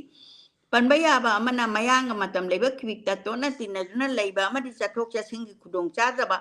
แกยากับมันนี่พูดมาทำกิมาตุ้งอินน่ะหงหลักบะโน่นโน่บะยาวลิฮุสิงบังกลาเทศก็ไม่ได้สิ่งน่ะพังบดาวานะถุยอดุน่ะวังช่างจันน่ะโรลเขียนน่ะบะแกยาบุดีอูบะพังดับดินนั่นเตเซมินาร์ดูดะปัทโอคีบะไอ้เสียมันนี่พูดกิมาปานลำเกอเมริกานาดาก็ไม่ได้ล้วนกิพิบะมาชมสักคนหันนั่นน่ะบะกิทอรังทุกช่วงมันนี่ฮะชนีให้น้ำมันยามนักขังนับบิริบะสิแคนาดาได้เลยบิริบะเสสินะจุมีจะให้เอาหุ่มเห็นนะมีน้ำเด็กอาศัยบังกาลีสันสกฤตกายุ่งทั้งนั้นเลยรักป่าไอ้คุยกิจนั้นล้วนชัดตาอามาดินาคัลเจอร์ล้วนดับมันนี่พูดเด็กอัตยิสุเชงนะหายระบดาอิมพาลกามานะดับกายาเลยกันนี่เลยพัมจุดทุยอดูมังน่ะไอ้คุยน่ะอิสากินนัดคัลเจอร์ล้วนบูมันนี่พูดเด็กหันทนายเองบางทีมาทุกตาเดไอ้คุยกิโอยบะโอนบะโนบะप्रगति की वाखलोन CN बमियाम की अपाम बदु नैना दुना अखोई की खुनाई दसु own बा अमा पुरक पत्ताई aina maruwaina nungai tribadi bangla loan amadi bangali singi values ethics morality ki curriculum na ngak semba Bangladesh ki school college university singda laik tam lakba maite ki laik haibani haiba maite babu singna maite lon ngangning daba maite ki sana lon chat pu hanthana yeng bagi wakhalon hawji chu leiri masi hana thengna ba ama changi makhoi ki wakhalon ahoba yaningda duna hana yaningda ba du hana khanghan bam thui akhoi understanding duni ai bena habiri se makhoi ki aran ba wakhalon na akhoi ki khunai da oiraka ba phibam do hana munna khan thabam thui khanghan pham thu thui ꯃꯈꯣꯏꯒꯤ ꯐꯤꯕꯝꯗꯨ ꯃꯊꯪꯒꯤ ꯖꯦꯅꯦꯔꯦꯁꯟꯗ ꯆꯪꯉꯛꯇꯅꯕ ꯆꯦꯠꯁꯤꯜꯍꯧꯕ ꯉꯥꯛꯁꯦꯟꯕ ꯑꯃ ꯆꯪꯏ ꯚꯥꯅꯨꯒꯟꯖ ꯕꯪꯒ꯭ꯂꯥꯗꯦꯁ ꯍꯥꯏꯅ ꯈꯪꯅꯔꯝꯕ ꯍꯧꯖꯤꯛꯅ ꯀꯃꯜꯒꯟꯖ ꯎꯄꯖꯦꯂꯥꯒꯤ ꯃꯅꯨꯡ ꯆꯜꯂꯝꯕ ꯃꯩꯇꯩ ꯈꯨꯡꯒꯪꯁꯤꯡꯗ ꯏꯃꯥꯂꯣꯟꯒꯤ ꯁꯩꯔꯦꯡ ꯋꯥꯔꯦꯡ ꯀꯔꯝꯅ ꯏꯕ ꯍꯧꯔꯛꯈꯤ ꯃꯩꯇꯩꯂꯣꯟꯒꯤ ꯃꯦꯒꯥꯖꯤꯟ ꯀꯔꯝꯅ ꯐꯣꯡꯕ ꯍꯧꯔꯛꯈꯤ ꯃꯁꯤꯒꯤ ꯃꯇꯥꯡꯗ ꯌꯦꯟꯁꯦꯝꯕꯝ ꯁꯥꯟꯇꯀꯨꯃꯥꯔꯅ ꯊꯥꯔꯛꯈꯤꯕ ꯑꯩꯒꯤ ꯆꯦꯗ ꯕꯪꯒ꯭ꯂꯥꯗꯦꯁꯇ ꯃꯩꯇꯩꯂꯣꯟꯒꯤ ꯐꯤꯕꯝ ꯑꯃꯁꯨꯡ ꯆꯥꯎꯈꯠꯅꯕꯒꯤ ꯊꯧꯔꯥꯡꯗ ꯊꯦꯡꯅꯈꯤꯕ ꯂꯥꯏꯟ ꯈꯔ ꯏꯃꯥꯂꯣꯟꯁꯦ ꯕꯪꯒ꯭ꯂꯥꯗꯦꯁꯇ ꯂꯩꯔꯤꯕ ꯃꯩꯇꯩꯁꯤꯡꯅ ꯀꯗꯥꯏ ꯐꯥꯎꯕ ꯅꯨꯡꯁꯤꯕꯒꯦ ꯍꯥꯏꯕꯁꯦ ꯑꯉꯛꯄꯅꯤ ꯁ꯭ꯀꯨꯜꯒꯤ ꯄꯔꯤꯈꯥꯒꯤ ꯄ꯭ꯔश्नꯗ ꯇꯣꯃꯥꯔ ꯃꯥꯇ꯭ꯔꯤꯚꯥꯁꯥ ꯂꯤꯈꯥ ꯍꯥꯏꯕꯁꯤꯗ ꯋꯥꯍꯪ ꯑꯗꯨꯒꯤ ꯄꯥꯎꯈꯨꯝ ꯆꯞ ꯆꯥꯅ ꯃꯩꯇꯩꯂꯣꯟꯅ ꯏꯔꯝꯃꯤ ꯕꯦꯡꯒꯣꯂꯤ ꯃꯌꯦꯛꯇ ꯃꯩꯇꯩꯂꯣꯟꯗ ꯃꯁꯤ 1969ꯒꯤ ꯏꯪꯒꯤ ꯋꯥꯔꯤꯅꯤ ꯑꯩꯅ ꯀ꯭ꯂꯥꯁ 9 ꯇꯝꯂꯤꯉꯩ ꯃꯇꯝꯗꯅꯤ ꯃꯇꯝꯗꯨꯗ ꯃꯅꯤꯄꯨꯔꯒꯤ ꯁ꯭ꯀꯨꯜ ꯀꯣꯂꯦꯖ ꯃꯦꯒꯥꯖꯤꯟ ꯈꯔ ꯄꯥꯕ ꯐꯪꯈꯤ ꯍꯨꯔꯥꯟ ꯂꯂꯣꯟ ꯏꯇꯤꯛ ꯇꯧꯕ ꯀꯥꯡꯕꯨꯅ ꯄꯨꯕꯤꯔꯛꯇꯨꯅ ꯍꯨꯔꯥꯟꯅ ꯂꯂꯣꯟ ꯏꯇꯤꯛ ꯇꯧꯕ ꯀꯥꯡꯕꯨꯅ ꯄꯨꯕꯤꯔꯛꯇꯨꯅ ꯑꯌꯥꯝꯕꯗꯤ ꯗꯤꯑꯦꯝ ꯀꯣꯂꯦꯖ ꯑꯃꯁꯨꯡ ꯖꯤꯔꯤꯕꯥꯝ ꯍꯥꯌꯔ ꯁꯦꯀꯦꯟꯗꯔꯤ ꯁ꯭ꯀꯨꯜꯒꯤ ꯃꯦꯒꯥꯖꯤꯟꯅꯤ ꯄꯨꯊꯣꯛ ꯄꯨꯁꯤꯟ ꯇꯧꯅꯕꯗ ꯈꯥꯏꯕꯣꯛ ꯑꯃ ꯇꯠꯈꯤꯕꯁꯨ ꯌꯥꯎꯏ ꯃꯊꯪꯗ ꯅꯨꯡꯉꯥꯏꯇꯕ ꯑꯃꯒ ꯂꯣꯏꯅꯅ ꯅꯍꯥꯔꯣꯜ ꯈꯔ ꯍꯧꯅꯩ ꯑꯩꯈꯣꯏꯁꯨ ꯁꯩꯔꯦꯡ ꯏꯁꯤ ꯋꯥꯔꯤ ꯏꯁꯤ ꯍꯥꯏꯅ ꯃꯗꯨꯗꯒꯤ ꯚꯥꯅꯨꯒꯟꯖ ꯃꯩꯇꯩ ꯁꯥꯇ꯭ꯔ ꯁꯥꯇ꯭ꯔꯤ ꯃꯦꯒꯥꯖꯤꯟ ꯀꯃꯤꯇꯤ ꯀꯧꯕ ꯂꯨꯞ ꯑꯃ ꯂꯤꯡꯈꯠꯂꯤ ꯑꯩꯈꯣꯏꯒꯤ ꯃꯔꯨꯑꯣꯏꯕ ꯎꯗꯦꯁꯗꯤ ꯄꯟꯊꯨꯡꯗꯤ ꯃꯦꯒꯥꯖꯤꯟ ꯐꯣꯡꯕꯅꯤ ꯀꯃꯤꯇꯤ ꯁꯦꯝꯂꯦ ꯁꯦꯟꯊꯪꯒꯤ ꯐꯤꯕꯝ ꯇꯥꯔꯛꯄꯗ ꯌꯨꯝꯊꯣꯡ ꯈꯨꯗꯤꯡꯗ ꯐꯧ ꯅꯤꯕ ꯆꯠꯂꯤ ꯀꯌꯥ ꯅꯨꯡꯁꯤꯈ꯭ꯔꯕ ꯋꯥꯔꯤꯅꯣ ꯀꯃꯤꯇꯤ ꯑꯗꯨꯗ ꯁꯚꯥꯄꯇꯤ ꯑꯣꯏꯔꯛꯈꯤ ꯃꯥꯏꯕꯝ ꯗꯦꯕꯦꯟ ꯁꯦꯀ꯭ꯔꯦꯇꯔꯤ ꯌꯦꯟꯁꯦꯝꯕꯝ ꯁꯥꯟꯇꯀꯨꯃꯥꯔ ꯀꯦꯁꯤꯌꯥꯔ ꯀꯣꯡꯈꯥꯝ ꯑꯚꯤꯔꯥꯝ ꯁꯗꯁ꯭ꯌ ꯈꯣꯏꯔꯝ ꯏꯟꯗ꯭ꯔꯖꯤꯠ ꯀꯦ ꯁꯅꯥꯇꯣꯝꯕꯤ ꯋꯥꯏ ꯕꯤꯔꯦꯟ ꯀꯦ ꯂꯥꯜꯃꯣꯍꯣꯟ ꯈꯔꯅꯤ ꯃꯊꯪ ꯕꯪꯒ꯭ꯂꯥꯗꯦꯁꯀꯤ ꯅꯤꯡꯇꯝ ꯂꯥꯟꯒꯤ ꯃꯥꯡꯗ ꯒꯟꯅ ꯑꯚ꯭ꯌꯊꯥꯟ ꯑꯣꯏꯈꯤ ꯑꯩꯗꯤ ꯃꯦꯇ꯭ꯔꯤꯛ ꯊꯥꯅꯕ ꯍꯣꯠꯅꯕꯗ ꯗꯦꯁꯀꯤ ꯏꯔꯥꯡ ꯐꯠꯂꯛꯇꯕꯗꯒꯤ ꯑꯁꯨꯝ ꯑꯩꯈꯣꯏꯒꯤ ꯂꯨꯞ ꯑꯁꯤ ꯃꯥꯡꯈꯤꯕ ꯇꯥꯈꯤ ꯃꯊꯪꯗ ꯑꯏꯕ ꯑꯁꯤꯅ ꯁꯝꯊꯔꯛꯏ ꯕꯪꯒ꯭ꯂꯥꯗꯦꯁ ꯃꯅꯤꯄꯨꯔꯤ ꯁꯥꯍꯤꯇ꯭ꯌ ꯁꯪꯁꯠ ꯂꯤꯡꯈꯠꯄꯒꯤ ꯋꯥꯔꯤ ꯗꯤꯄꯥꯅꯤꯕꯠꯇ ꯐꯣꯡꯕꯅ ꯆꯤꯡꯕ ꯕꯪꯒ꯭ꯂꯥꯗꯦꯁꯇ ꯃꯩꯇꯩꯂꯣꯟ ꯑꯃꯁꯨꯡ ꯁꯥꯍꯤꯇ꯭ꯌ ꯆꯥꯔꯆꯥ ꯀꯔꯝꯅ ꯃꯄꯨꯡ ꯃꯔꯩ ꯐꯥꯔꯛꯀꯦ ꯍꯥꯏꯕꯗꯣ ꯍꯤꯔꯝꯁꯤꯗꯩ ꯃꯌꯥꯝꯅ ꯈꯪꯅꯔꯕ ꯉꯥꯛꯇꯅꯤ ꯑꯗꯨꯅ ꯑꯗꯣꯝꯒꯤ ꯊꯣꯏꯗꯣꯛꯄ ꯅꯩꯅꯖꯔꯔꯣꯏꯌꯦ ꯕꯪꯒ꯭ꯂꯥꯗꯦꯁꯇ ꯃꯩꯇꯩꯂꯣꯟꯒꯤ ꯐꯤꯕꯝ ꯅꯩꯅꯕ ꯍꯥꯏꯔꯒ ꯁꯥꯍꯤꯇ꯭ꯌꯒꯤ ꯐꯣꯡꯕ ꯁꯩꯔꯦꯡ ꯋꯥꯔꯦꯡ ꯏꯕ ꯋꯥꯔꯤ ꯃꯆꯥ ꯂꯤꯂꯥ ꯎꯄꯟꯌꯥꯁ ꯏꯕ ꯐꯣꯡꯕ ꯑꯁꯤꯈꯛꯇꯃꯛ ꯃꯌꯥꯝꯅ ꯎꯕꯤꯕꯒꯨꯝ ꯇꯧꯏ ꯃꯁꯤ ꯊꯑꯣꯏꯅ ꯁꯥꯍꯤꯇ꯭ꯌꯗ ꯉꯥꯎꯖꯕ ꯄꯥꯝꯖꯕ ꯑꯏꯕꯁꯤꯡꯅ ꯅꯩꯅꯕ ꯉꯥꯛꯇ ꯊꯦꯡꯅꯖꯔꯨꯕ ꯑꯣꯏꯔꯝꯕꯁꯨ ꯌꯥꯏ ꯇꯁꯦꯡꯅ ꯊꯤꯖꯤꯟ ꯍꯨꯝꯖꯤꯟꯕ ꯒꯕꯦꯁꯛ ꯑꯃꯒꯤ ꯃꯤꯠꯌꯦꯡꯗ ꯌꯦꯡꯂꯒ ꯅꯩꯅꯔꯛꯄ ꯋꯥꯔꯦꯡ ꯀꯌꯥꯗꯤ ꯊꯦꯡꯅꯗ꯭ꯔꯤ ꯃꯁꯤꯗ ꯑꯩꯅ ꯍꯥꯏꯖꯅꯤꯡꯕꯗꯤ ꯑꯏꯕ ꯂꯣꯟ ꯑꯃ ꯑꯣꯏꯅ ꯁꯤꯖꯤꯟꯅꯕꯒꯤ ꯋꯥꯡꯃꯗ ꯂꯣꯟꯒꯤ ꯑꯇꯣꯞꯄ ꯐꯪꯁꯟ ꯃꯌꯥꯝ ꯑꯃꯁꯨ ꯂꯩꯔꯤ ꯏꯃꯨꯡ ꯃꯅꯨꯡꯒꯤ ꯑꯣꯏꯕ ꯅꯨꯡꯇꯤꯒꯤ ꯉꯥꯡꯕ ꯁꯛꯅꯕ ꯄꯥꯎ ꯐꯥꯎꯅꯕꯒꯤ ꯃꯑꯣꯡ ꯑꯃ ꯑꯣꯏꯅ ꯂꯣꯟꯗꯨꯒꯤ ꯐꯤꯕꯝ ꯂꯂꯣꯟ ꯏꯇꯤꯛꯀꯤ ꯂꯣꯟ ꯑꯃ ꯑꯣꯏꯅ ꯁꯤꯖꯤꯟꯅꯗ꯭ꯔꯕ꯭ꯔꯥ ꯁꯤꯖꯤꯟꯅꯔꯒꯅ ꯀꯗꯥꯏ ꯐꯥꯎꯕ ꯁꯤꯖꯤꯟꯅꯕ ꯍꯔꯥꯎ ꯀꯨꯝꯍꯩꯒꯤ ꯊꯧꯔꯝꯗꯅ ꯁ꯭ꯄꯣꯔꯠꯁꯀꯤ ꯃꯇꯝꯗꯅ ꯂꯥꯏꯇꯤꯡꯒꯤ ꯊꯧꯔꯝꯗꯅ ꯆꯤꯡꯕ ꯈꯨꯟꯅꯥꯏ ꯑꯃꯒꯤ ꯇꯧꯗꯕ ꯌꯥꯗꯕ ꯊꯧꯔꯝꯁꯤꯡ ꯀꯔꯝꯕ ꯂꯣꯟꯅ ꯃꯄꯨꯡ ꯑꯣꯏꯅ ꯁꯤꯖꯤꯟꯅꯔꯤꯕ ꯍꯥꯏꯔꯤꯕ ꯊꯧꯔꯝꯁꯤꯡ ꯑꯁꯤ ꯃꯩꯇꯩꯂꯣꯟꯒꯤ ꯐꯤꯕꯝ ꯅꯩꯅꯕꯗ ꯀꯌꯥ ꯊꯦꯡꯅꯖꯗꯦ ꯑꯗꯨꯒ ꯑꯄꯥꯕꯁꯤꯡ ꯑꯃꯗꯤ ꯕꯪꯒ꯭ꯂꯥꯗꯦꯁꯀꯤ ꯃꯄꯥꯟꯗ ꯂꯩꯔꯤꯕ ꯕꯪꯒ꯭ꯂꯥꯗꯦꯁꯀꯤ ꯃꯩꯇꯩꯂꯣꯟꯒꯤ ꯑꯁꯦꯡꯕ ꯐꯤꯕꯝꯗꯨ ꯈꯪꯕꯗ ꯈꯔ ꯋꯥꯅ ꯊꯣꯛꯏ ꯃꯔꯝ ꯑꯗꯨꯅ ꯃꯊꯪꯒꯤ ꯂꯣꯟꯒꯤ ꯃꯇꯥꯡꯗ ꯅꯩꯅꯕ ꯃꯇꯝꯗ ꯍꯥꯏꯔꯤꯕ ꯍꯤꯔꯝꯁꯤꯡꯗꯣ ꯅꯩꯅꯔꯤꯕ ꯑꯣꯖꯥꯁꯤꯡꯅ ꯀꯨꯞꯅ ꯌꯦꯡꯁꯤꯟꯕꯤꯔꯒ ꯍꯧꯖꯤꯛ ꯑꯣꯏꯔꯤꯕ ꯐꯤꯕꯝꯗꯣ ꯄꯨꯈꯠꯄꯤꯔꯛꯀꯅꯤ ꯍꯥꯏꯕꯒꯤ ꯊꯥꯖꯕ ꯊꯝꯖꯔꯤ ꯕꯪꯒ꯭ꯂꯥꯗꯦꯁꯀꯤ ꯃꯩꯇꯩꯂꯣꯟ ꯁꯥꯍꯤꯇ꯭ꯌ ꯆꯔꯆꯥ ꯑꯃꯗꯤ ꯃꯩꯇꯩꯂꯣꯟꯒꯤ ꯑꯣꯏꯕ ꯄꯣꯠꯊꯣꯛꯀꯤ ꯃꯔꯝꯗ ꯃꯅꯤꯄꯨꯔꯗ ꯂꯩꯔꯤꯕ ꯑꯄꯥꯕꯁꯤꯡꯅꯁꯨ ꯊꯣꯏꯗꯣꯛꯅ ꯁꯛꯈꯪꯗ꯭ꯔꯤ ꯃꯁꯤ ꯑꯩꯈꯣꯏꯅ ꯍꯣꯠꯅꯕ ꯋꯥꯠꯄꯅ ꯇꯧꯕꯅꯤ ꯍꯥꯏꯖꯅꯤꯡꯉꯤ ꯆꯨꯝꯅꯒꯤ ꯃꯅꯤꯄꯨꯔꯒꯤ ꯁꯛꯅꯥꯏꯔꯕ ꯑꯏꯕꯁꯤꯡꯅ ꯕꯪꯒ꯭ꯂꯥꯗꯦꯁꯇ ꯆꯠꯂꯨꯔꯕ ꯀꯣꯏꯔꯨꯔꯕ ꯃꯇꯨꯡꯗ ꯊꯦꯡꯅꯔꯛꯄ ꯎꯔꯛꯄꯁꯤꯡꯗꯣ ꯅꯨꯡꯁꯤꯗꯨꯅ ꯂꯝꯀꯣꯏ ꯋꯥꯔꯤ ꯅꯤꯡꯁꯤꯡ ꯋꯥꯔꯤ ꯑꯣꯏ ꯀꯔꯤ ꯑꯣꯏ ꯇꯧꯅ ꯏꯕꯤꯕꯗꯤ ꯃꯁꯤꯡ ꯌꯥꯝꯂꯝꯒꯅꯤ ꯑꯗꯨꯕꯨ ꯊꯤꯖꯤꯟ ꯍꯨꯝꯖꯤꯟꯕ ꯅꯠꯇ꯭ꯔꯒ ꯀ꯭ꯔꯤꯇꯤꯛ ꯑꯃꯒꯤ ꯃꯤꯠꯌꯦꯡꯗꯒꯤ ꯌꯦꯡꯂꯒ ꯅꯩꯅꯔꯛꯄ ꯋꯥꯔꯦꯡꯗꯤ ꯀꯌꯥ ꯊꯦꯡꯅꯖꯗ꯭ꯔꯤ ꯅꯨꯡꯉꯥꯏꯕ ꯄꯥꯎ ꯍꯥꯏꯕꯕꯨ ꯍꯟꯗꯛꯀꯤ ꯈꯣꯡꯆꯠꯇꯨꯗ ꯊꯦꯡꯅꯔꯛꯄ ꯈꯔ ꯆꯪꯈꯣꯟꯅ ꯏꯔꯛꯄ ꯅꯩꯅ ꯋꯥꯔꯦꯡ ꯑꯃꯈꯛꯇꯤ ꯄꯥꯕ ꯐꯪꯖꯔꯛꯈꯤ ꯑꯇꯩꯁꯨ ꯂꯩꯔꯝꯕ ꯌꯥꯏ ꯑꯩꯅ ꯊꯤꯖꯤꯟꯕ ꯋꯥꯠꯄꯗꯒꯤ ꯐꯪꯂꯛꯈꯤꯗꯕꯅꯤ ꯍꯥꯏꯔꯤꯕ ꯅꯩꯅ ꯋꯥꯔꯦꯡꯗꯣ ꯕꯪꯒ꯭ꯂꯥꯗꯦꯁꯇ ꯐꯣꯡꯂꯤꯕ ꯆꯦꯐꯣꯡ ꯑꯃꯗꯤ ꯃꯩꯇꯩꯂꯣꯟꯒꯤ ꯁꯥꯍꯤꯇ꯭ꯌ ꯆꯔꯆꯥꯒꯤ ꯃꯇꯥꯡꯗꯅꯤ ꯂꯧꯈꯠꯆꯔꯤꯕ ꯅꯩꯅ ꯋꯥꯔꯦꯡ ꯑꯁꯦ ꯅꯍꯥꯔꯣꯜ ꯁꯥꯍꯤꯇ꯭ꯌ ꯄ꯭ꯔꯦꯃꯤ ꯁꯃꯤꯇꯤ ꯀꯩꯁꯥꯝꯄꯥꯠ ꯏꯝꯐꯥꯜꯅ ꯐꯣꯡꯕ ꯆꯦꯐꯣꯡ ꯋꯥꯈꯜ 190 ꯁꯨꯕ ꯃꯁꯤꯡ 94 ꯁꯨꯕ ꯆꯍꯤ ꯁꯦꯞꯇꯦꯝꯕꯔ ꯗꯤꯁꯦꯝꯕꯔ 2008ꯗꯒꯤꯅꯤ ꯍꯥꯏꯔꯤꯕ ꯆꯦꯐꯣꯡꯗꯨꯗ ꯌꯥꯎꯔꯤꯕ ꯕꯪꯒ꯭ꯂꯥꯗꯦꯁ ꯃꯩꯇꯩ ꯂꯣꯜꯒꯤ ꯆꯦꯐꯣꯡ ꯃꯩꯔꯥ ꯑꯃꯁꯨꯡ ꯁꯖꯤꯕꯨ ꯃꯤꯡꯊꯣꯟꯕ ꯁꯛꯅꯥꯏꯔꯕ ꯀ꯭ꯔꯤꯇꯤꯛ ꯑꯏꯕ ꯏꯕꯣꯁꯅꯥ ꯌꯥꯝꯕꯦꯝꯅ ꯂꯃꯥꯏ 38-90 ꯗ ꯅꯩꯅꯕ ꯋꯥꯔꯦꯡꯅꯤ ꯑꯏꯕꯅ ꯁꯨꯝꯅ ꯋꯥꯔꯦꯡ ꯑꯁꯤ ꯑꯍꯥꯟꯕ ꯄꯦꯔꯥꯒ꯭ꯔꯥꯐꯇ ꯋꯥꯍꯧꯗꯣꯛ ꯑꯣꯏꯅ ꯊꯝꯃꯤ ꯕꯪꯒ꯭ꯂꯥꯗꯦꯁ ꯑꯃꯁꯨꯡ ꯃꯅꯤꯄꯨꯔꯤ ꯁꯪꯁꯠ ꯕꯥꯝ ꯁꯥꯁ ꯏꯅꯥꯠ ꯄꯕ꯭ꯂꯤꯀꯦꯁꯟ ꯏꯄꯥ ꯑꯗꯨꯒ ꯁꯪꯁꯊꯥꯟ ꯑꯅꯤ ꯑꯁꯤ ꯁꯥꯍꯤꯇ꯭ꯌꯒꯤ ꯑꯣꯏꯕ ꯆꯦꯐꯣꯡ ꯑꯅꯤꯈꯛ ꯊꯦꯡꯅꯩ ꯍꯥꯏꯔꯤꯕ ꯆꯦꯐꯣꯡꯁꯤꯡ ꯑꯗꯨꯒꯤ ꯃꯃꯤꯡꯁꯤꯡꯗꯨꯗꯤ ꯃꯩꯔꯥ 30 ꯁꯨꯕ ꯃꯁꯤꯡ ꯑꯗꯨꯒ ꯁꯖꯤꯕꯨ 4, 5, 6 ꯁꯨꯕ ꯃꯁꯤꯡ ꯑꯁꯤꯅꯤ ꯃꯩꯔꯥ ꯆꯦꯐꯣꯡ ꯑꯁꯤ ꯕꯪꯒ꯭ꯂꯥꯗꯦꯁ ꯃꯅꯤꯄꯨꯔꯤ ꯁꯥꯍꯤꯇ꯭ꯌ ꯁꯪꯁꯠ ꯕꯥꯝ ꯁꯥꯁꯀꯤ 2001-2002ꯒꯤ ꯆꯦꯐꯣꯡꯅꯤ ꯁꯖꯤꯕꯨꯅ ꯏꯅꯥꯠ ꯄꯕ꯭ꯂꯤꯀꯦꯁꯟꯒꯤ ꯏꯄꯥꯒꯤ 1999 1998 ꯑꯃꯁꯨꯡ 2002ꯒꯤ ꯆꯦꯐꯣꯡꯅꯤ ꯆꯍꯤꯒꯤ ꯑꯣꯏꯅ ꯄꯨꯊꯣꯛꯂꯤꯕ ꯁꯥꯍꯤꯇ꯭ꯌꯒꯤ ꯆꯦꯐꯣꯡ ꯑꯁꯤ ꯕꯪꯒ꯭ꯂꯥꯗꯦꯁꯇ ꯃꯇꯧ ꯀꯔꯝꯅ ꯃꯩꯇꯩꯂꯣꯟ ꯁꯥꯍꯤꯇ꯭ꯌ ꯑꯃꯗꯤ ꯀꯂꯥ ꯁꯪꯁꯀ꯭ꯔꯤꯇꯤꯕꯨ ꯆꯥꯎꯈꯠꯅꯅꯕ ꯍꯣꯠꯅꯕꯗ ꯊꯧꯗꯥꯡ ꯀꯌꯥ ꯌꯥꯝꯅ ꯌꯥꯔꯕꯒꯦ ꯑꯃꯗꯤ ꯂꯝꯁꯤꯡ ꯑꯁꯤ ꯀꯔꯤ ꯊꯧꯗꯥꯡ ꯂꯧꯔꯛꯄ ꯌꯥꯕꯒꯦ ꯑꯗꯨꯅ ꯃꯩꯇꯩꯁꯤꯡꯒꯤ ꯃꯄꯨꯡ ꯑꯣꯏꯔꯤꯕ ꯑꯩꯈꯣꯏ ꯃꯅꯤꯄꯨꯔꯅ ꯀꯔꯤ ꯃꯇꯦꯡ ꯑꯃꯗꯤ ꯊꯧꯅꯥ ꯄꯤꯕ ꯌꯥꯔꯤꯕꯒꯦ ꯍꯥꯏꯕꯗꯣ ꯑꯩꯈꯣꯏꯅ ꯅꯩꯅꯗꯨꯅ ꯌꯦꯡꯕ ꯌꯥꯔꯤ ꯃꯇꯧ ꯀꯔꯝꯅ ꯑꯆꯧꯕ ꯖꯥꯇꯤ ꯑꯃꯒ ꯃꯤꯑꯣꯏ ꯈꯨꯖꯣꯛ ꯑꯃꯒꯤ ꯃꯩꯇꯩꯁꯤꯡꯅ ꯃꯁꯥꯕꯨ ꯃꯁꯛ ꯇꯥꯛꯆꯗꯨꯅ ꯖꯥꯇꯤ ꯑꯁꯤꯒꯤ ꯇꯤꯜꯈꯜ ꯑꯗꯣ ꯅꯤꯡꯊꯤꯕ ꯉꯥꯛꯅꯕ ꯑꯣꯟꯊꯣꯛꯅ ꯋꯥꯅ ꯍꯣꯠꯅꯔꯤ ꯍꯥꯏꯕꯁꯤꯃꯛꯁꯨ ꯈꯪꯕ ꯉꯝꯃꯤ ꯆꯦꯐꯣꯡꯁꯤꯡ ꯑꯁꯤ ꯄꯥꯔꯛꯄ ꯃꯇꯝꯗ ꯌꯥꯝꯅ ꯆꯥꯎꯅ ꯑꯍꯣꯕ ꯑꯃ ꯂꯩꯔꯤꯕꯗꯤ ꯅꯩꯅꯕ ꯋꯥꯔꯦꯡ ꯎꯄꯟꯌꯥꯁ ꯂꯝꯀꯣꯏ ꯋꯥꯔꯤ ꯃꯆꯥ ꯁꯥꯍꯤꯇ꯭ꯌ ꯔꯤꯁꯥꯔꯆ ꯑꯃꯗꯤ ꯁꯥꯍꯤꯇ꯭ꯌꯒꯤ ꯅꯩꯅꯕ ꯋꯥꯔꯦꯡꯅꯆꯤꯡꯕ ꯏꯕꯤꯅꯕ ꯃꯤ ꯋꯥꯠꯅ ꯂꯩꯔꯤ ꯈꯪꯕ ꯉꯝꯃꯤ ꯍꯥꯏꯕꯗꯤ ꯕꯪꯒ꯭ꯂꯥꯗꯦꯁꯀꯤꯅꯤꯀꯣ ꯑꯏꯕꯅ ꯍꯥꯏꯕꯤꯔꯤꯁꯦ ꯀ꯭ꯔꯤꯇꯤꯀꯦꯁꯅ ꯍꯥꯏꯔꯤꯕ ꯆꯦꯐꯣꯡꯁꯤꯡꯗ ꯐꯣꯡꯂꯤꯕ ꯁꯩꯔꯦꯡ ꯋꯥꯔꯦꯡ ꯋꯥꯔꯤ ꯃꯆꯥꯅꯆꯤꯡꯕ ꯄꯨꯝꯅꯃꯛ ꯀꯨꯞꯁꯟꯅ ꯅꯩꯅꯔꯕ ꯃꯇꯨꯡꯗ ꯋꯥꯐꯝ ꯈꯔꯁꯨ ꯊꯅꯝꯃꯤ ꯕꯪꯒ꯭ꯂꯥꯗꯦꯁꯀꯤ ꯃꯩꯇꯩꯂꯣꯟ ꯑꯃꯁꯨꯡ ꯂꯣꯟ ꯑꯁꯤꯒꯤ ꯁꯥꯍꯤꯇ꯭ꯌ ꯆꯔꯆꯥꯒꯤ ꯃꯇꯥꯡꯗ ꯊꯝꯕꯤꯔꯝꯕꯁꯤꯡ ꯄꯣꯏꯟꯠ ꯈꯔꯒꯤ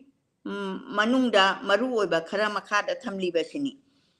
ꯑꯍꯥꯟꯕꯗ ꯀꯩꯅꯣ ꯕꯪꯒ꯭ꯂꯥꯗꯦꯁꯇ ꯁ꯭ꯀꯨꯜ ꯀꯣꯂꯦꯖ ꯑꯃꯗꯤ ꯌꯨꯅꯤꯚꯔꯁꯤꯇꯤꯒꯤ ꯊꯥꯛꯇ ꯑꯣꯖꯥ ꯑꯣꯏꯕ ꯃꯩꯇꯩ ꯃꯆꯥ ꯌꯥꯎꯗꯕꯅ ꯃꯔꯝ ꯑꯣꯏꯗꯨꯅ ꯃꯩꯇꯩꯂꯣꯟ ꯁꯥꯍꯤꯇ꯭ꯌ ꯁꯪꯁꯀ꯭ꯔꯤꯇꯤꯒꯤ ꯃꯔꯝꯗ ꯑꯋꯥꯡꯕ ꯊꯥꯛꯀꯤ ꯅꯩꯅꯔꯣꯏ ꯊꯣꯔꯛꯇꯕ ꯏꯕꯤꯅꯕ ꯂꯩꯇꯕ ꯉꯁꯤ ꯍꯧꯖꯤꯛꯃꯛ ꯃꯦꯟꯈꯠꯄ ꯉꯝꯗ꯭ꯔꯕꯁꯨ ꯄ꯭ꯔꯥꯏꯃꯥꯔꯤ ꯑꯃꯁꯨꯡ ꯒ꯭ꯔꯦꯖꯨꯑꯦꯠꯀꯤ ꯊꯥꯛ ꯐꯥꯎꯕꯗ ꯃꯩꯇꯩꯕꯨ ꯕꯤꯁꯣꯏ ꯑꯃ ꯑꯣꯏꯅ ꯃꯩꯇꯩꯂꯣꯟꯕꯨ ꯇꯝꯍꯟꯅꯕ ꯍꯣꯠꯅꯕꯒꯤ ꯈꯣꯡꯖꯪ ꯑꯃ ꯆꯪꯁꯤꯟꯕ ꯇꯥꯏ ꯑꯅꯤꯁꯨꯕꯗ ꯕꯪꯒ꯭ꯂꯥꯗꯦꯁ ꯁꯔꯀꯥꯔꯅ ꯈꯨꯠꯁꯝꯅꯔꯒ ꯃꯅꯤꯄꯨꯔ ꯑꯃꯗꯤ ꯃꯅꯤꯄꯨꯔꯒꯤ ꯋꯥꯡꯃꯗ ꯂꯩꯔꯤꯕ ꯃꯩꯇꯩꯂꯣꯟ ꯁꯥꯍꯤꯇ꯭ꯌ ꯑꯃꯁꯨꯡ ꯁꯥꯍꯤꯇ꯭ꯌꯒꯤ ꯃꯔꯝꯗ ꯑꯈꯪ ꯑꯍꯩꯁꯤꯡ ꯃꯤꯑꯣꯏ ꯀꯌꯥ ꯄꯨꯊꯣꯛꯇꯨꯅ ꯅꯩꯅꯕ ꯑꯃꯗꯤ ꯊꯧꯔꯝ ꯀꯌా ꯄꯥꯡꯊꯣꯛꯅꯕ ꯍꯣꯠꯅꯕ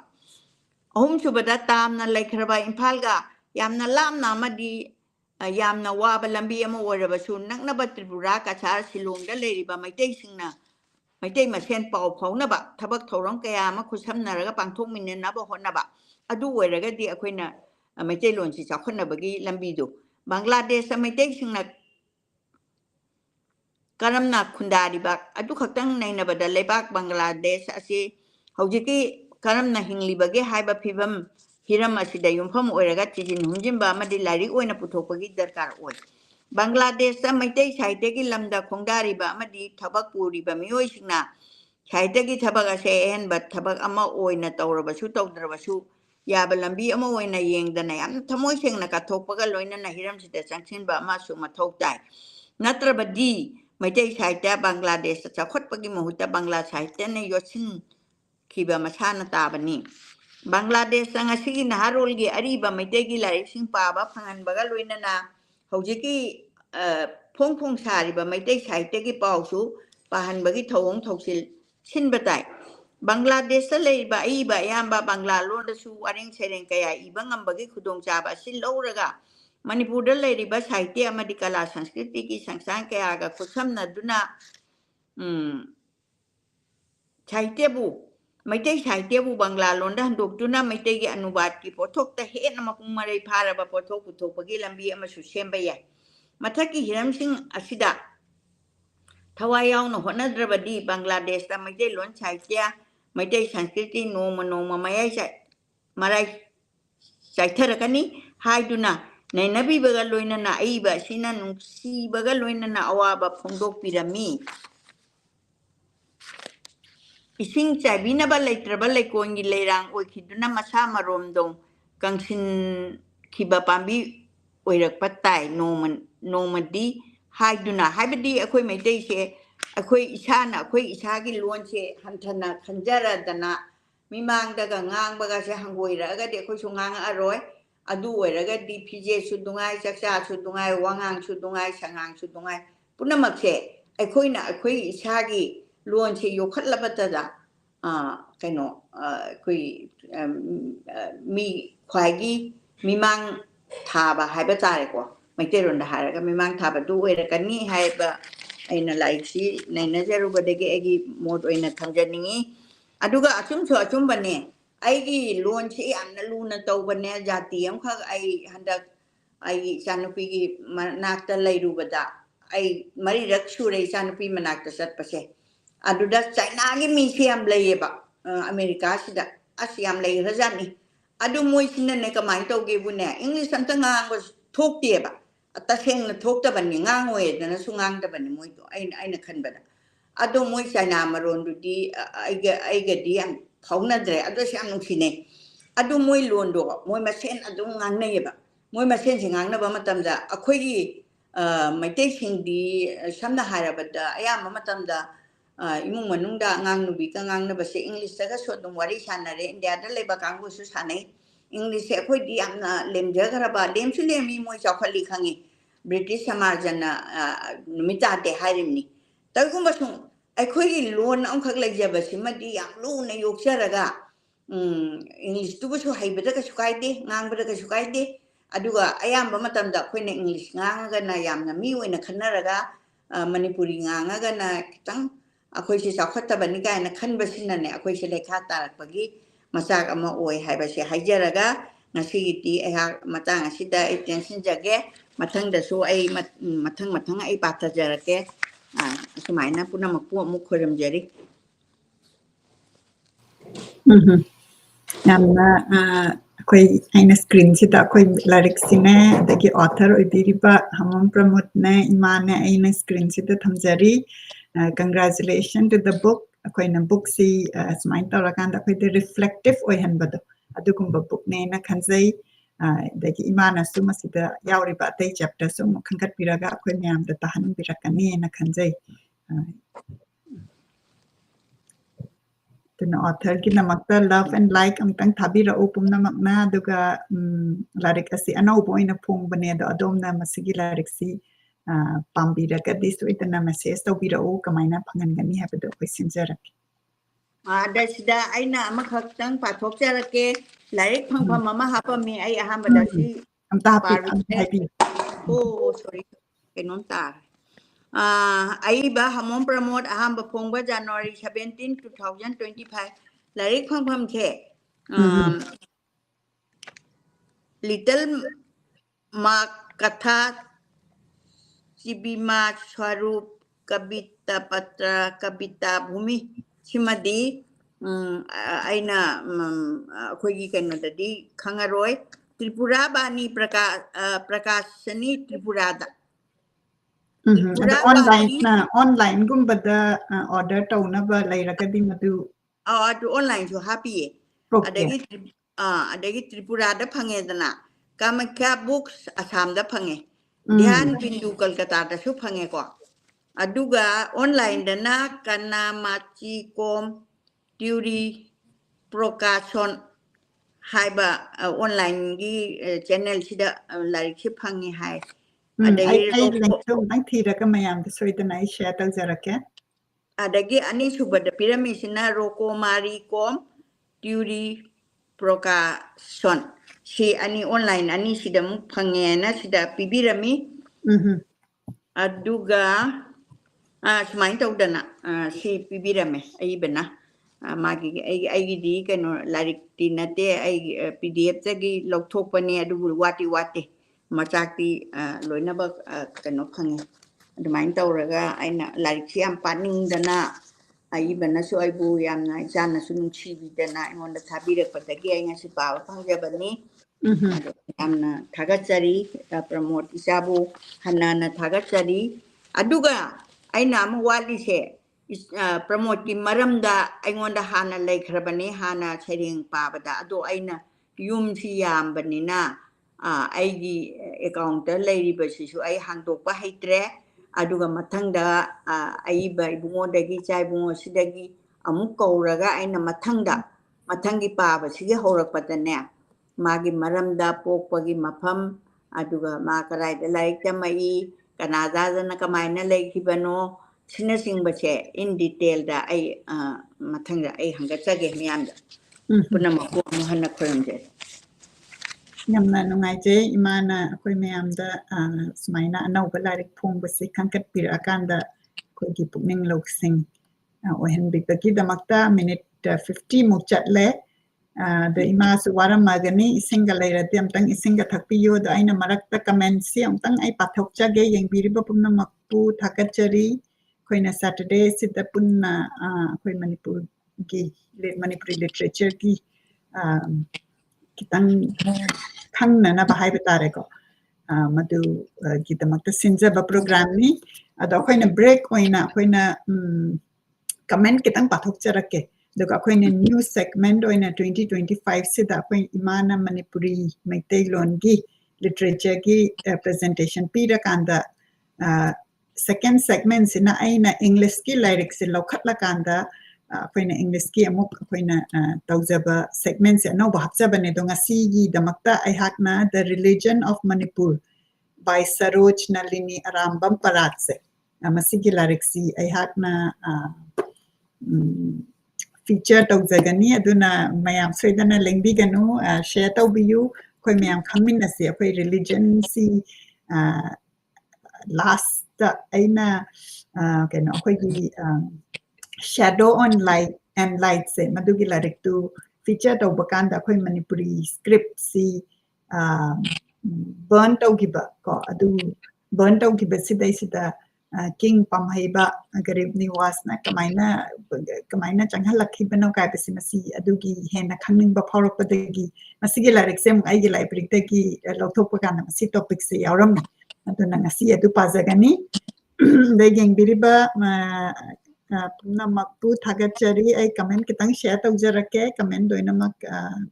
ꯂꯧꯈꯠꯄ ꯀꯩꯅꯣ ꯇꯧꯗ꯭ꯔꯒꯁꯨ ꯑꯩꯈꯣꯏ ꯀꯃꯦꯟꯠꯁꯤ ꯂꯣꯏꯅꯃꯛ ꯑꯩꯈꯣꯏꯅ ꯄꯥꯖꯩ ꯑꯗꯨꯅ ꯑꯣꯐꯂꯥꯏꯟꯗ ꯇꯥꯕꯤꯕ ꯄꯨꯝꯅꯃꯛꯄꯨꯁꯨ ꯑꯩꯈꯣꯏꯅ ꯅꯣꯂꯨꯛꯆꯔꯤ ꯔꯥꯍꯨꯜꯖꯤꯠ ꯃꯣꯏꯔꯥꯡꯊꯦꯝ ꯌꯦꯡꯕꯤꯔꯤ ꯉꯥꯟꯊꯣꯏꯂꯩ ꯌꯦꯡꯕꯤꯔꯤ ꯑꯗꯒꯤ ꯑꯩꯈꯣꯏꯒꯤ ꯑꯣꯊꯔ ꯉꯁꯤꯒꯤ ꯐꯤꯆꯔ ꯇꯧꯖꯔꯤꯕ ꯑꯣꯊꯔ ꯃꯁꯥꯃꯛꯁꯨ ꯌꯦꯡꯕꯤꯔꯤ ꯍꯃꯣꯝ ꯄ꯭ꯔꯃꯣꯗ Eliza, Thongnawjam Shyam, Meenakshi, Biramangol, Ashok,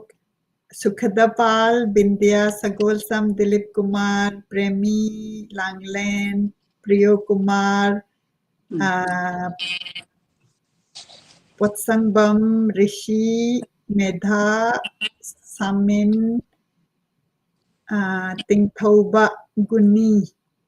Dima, Sunita, Helini, Longjam, Ningthaujam, Poraihan,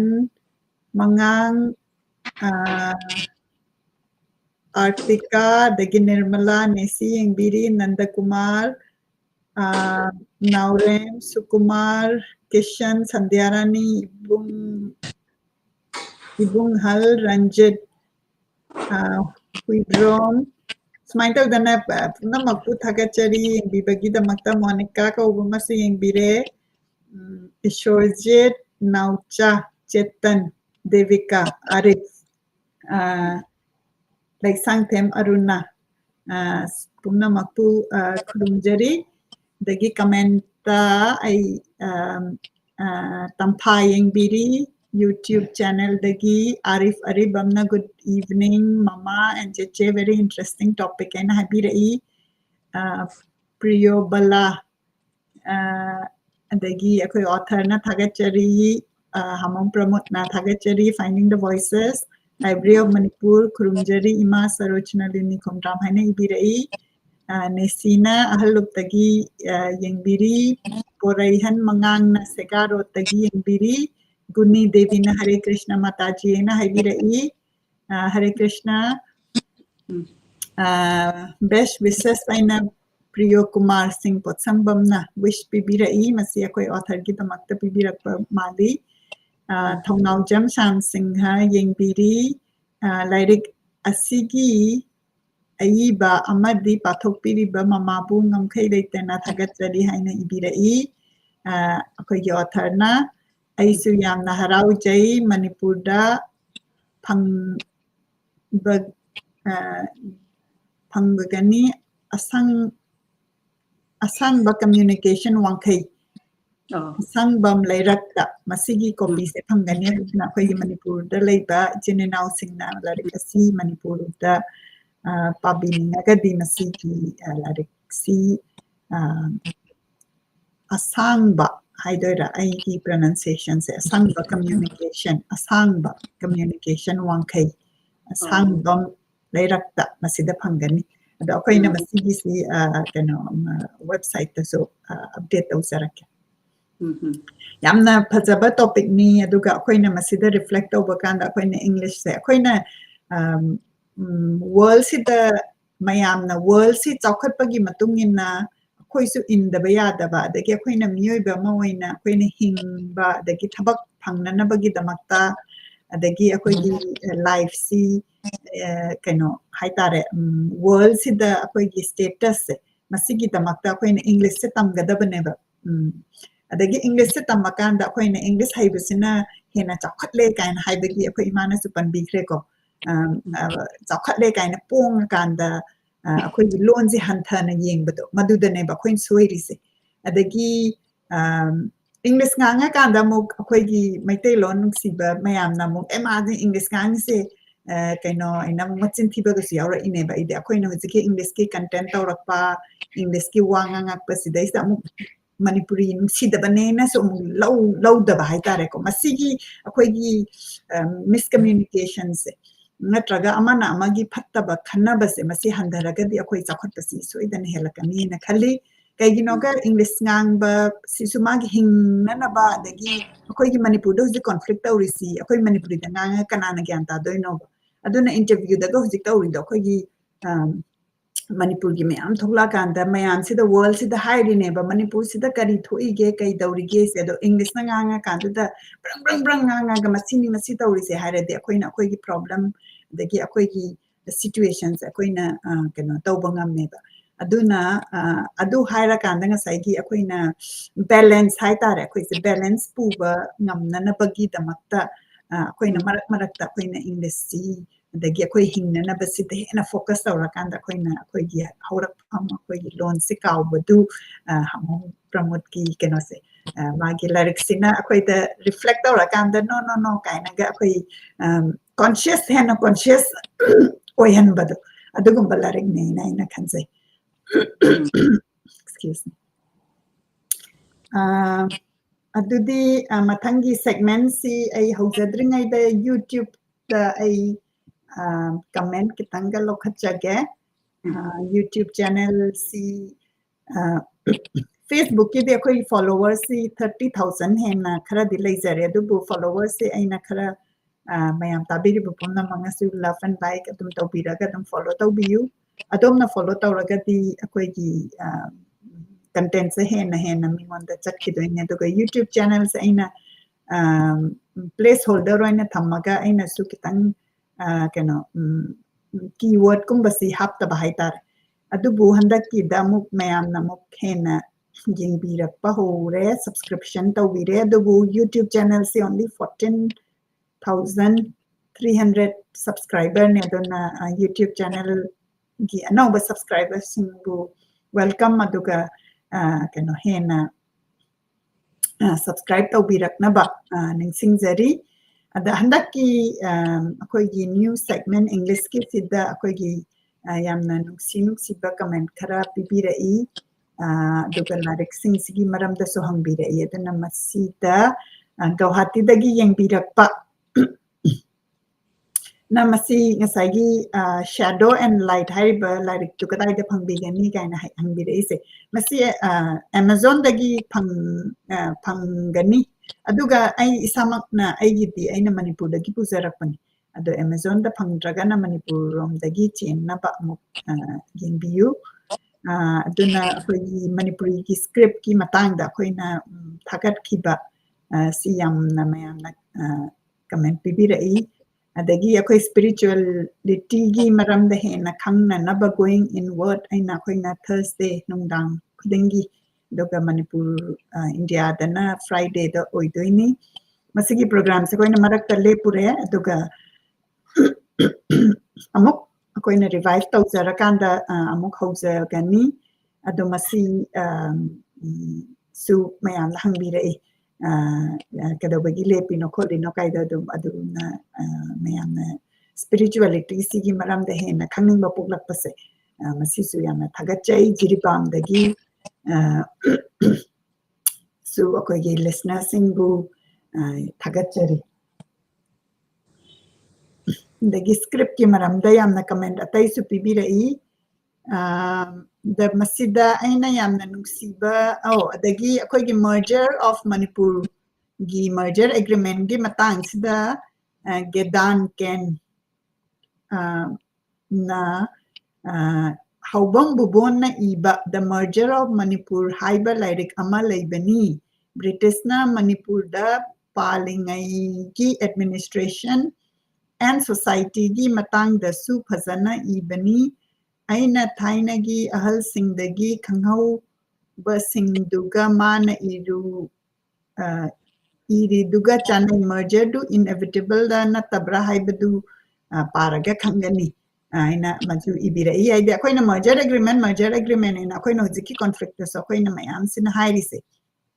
the merger agreement sida koi gi the sounding ba ma lairisi masida apha apun force season akiba ma adu ne baduna akoigi Manipur na history sida again and again akoi se la kanda akoi na masida hairisi masida sounding basida adu pura akoi se sawa phatriba adu bu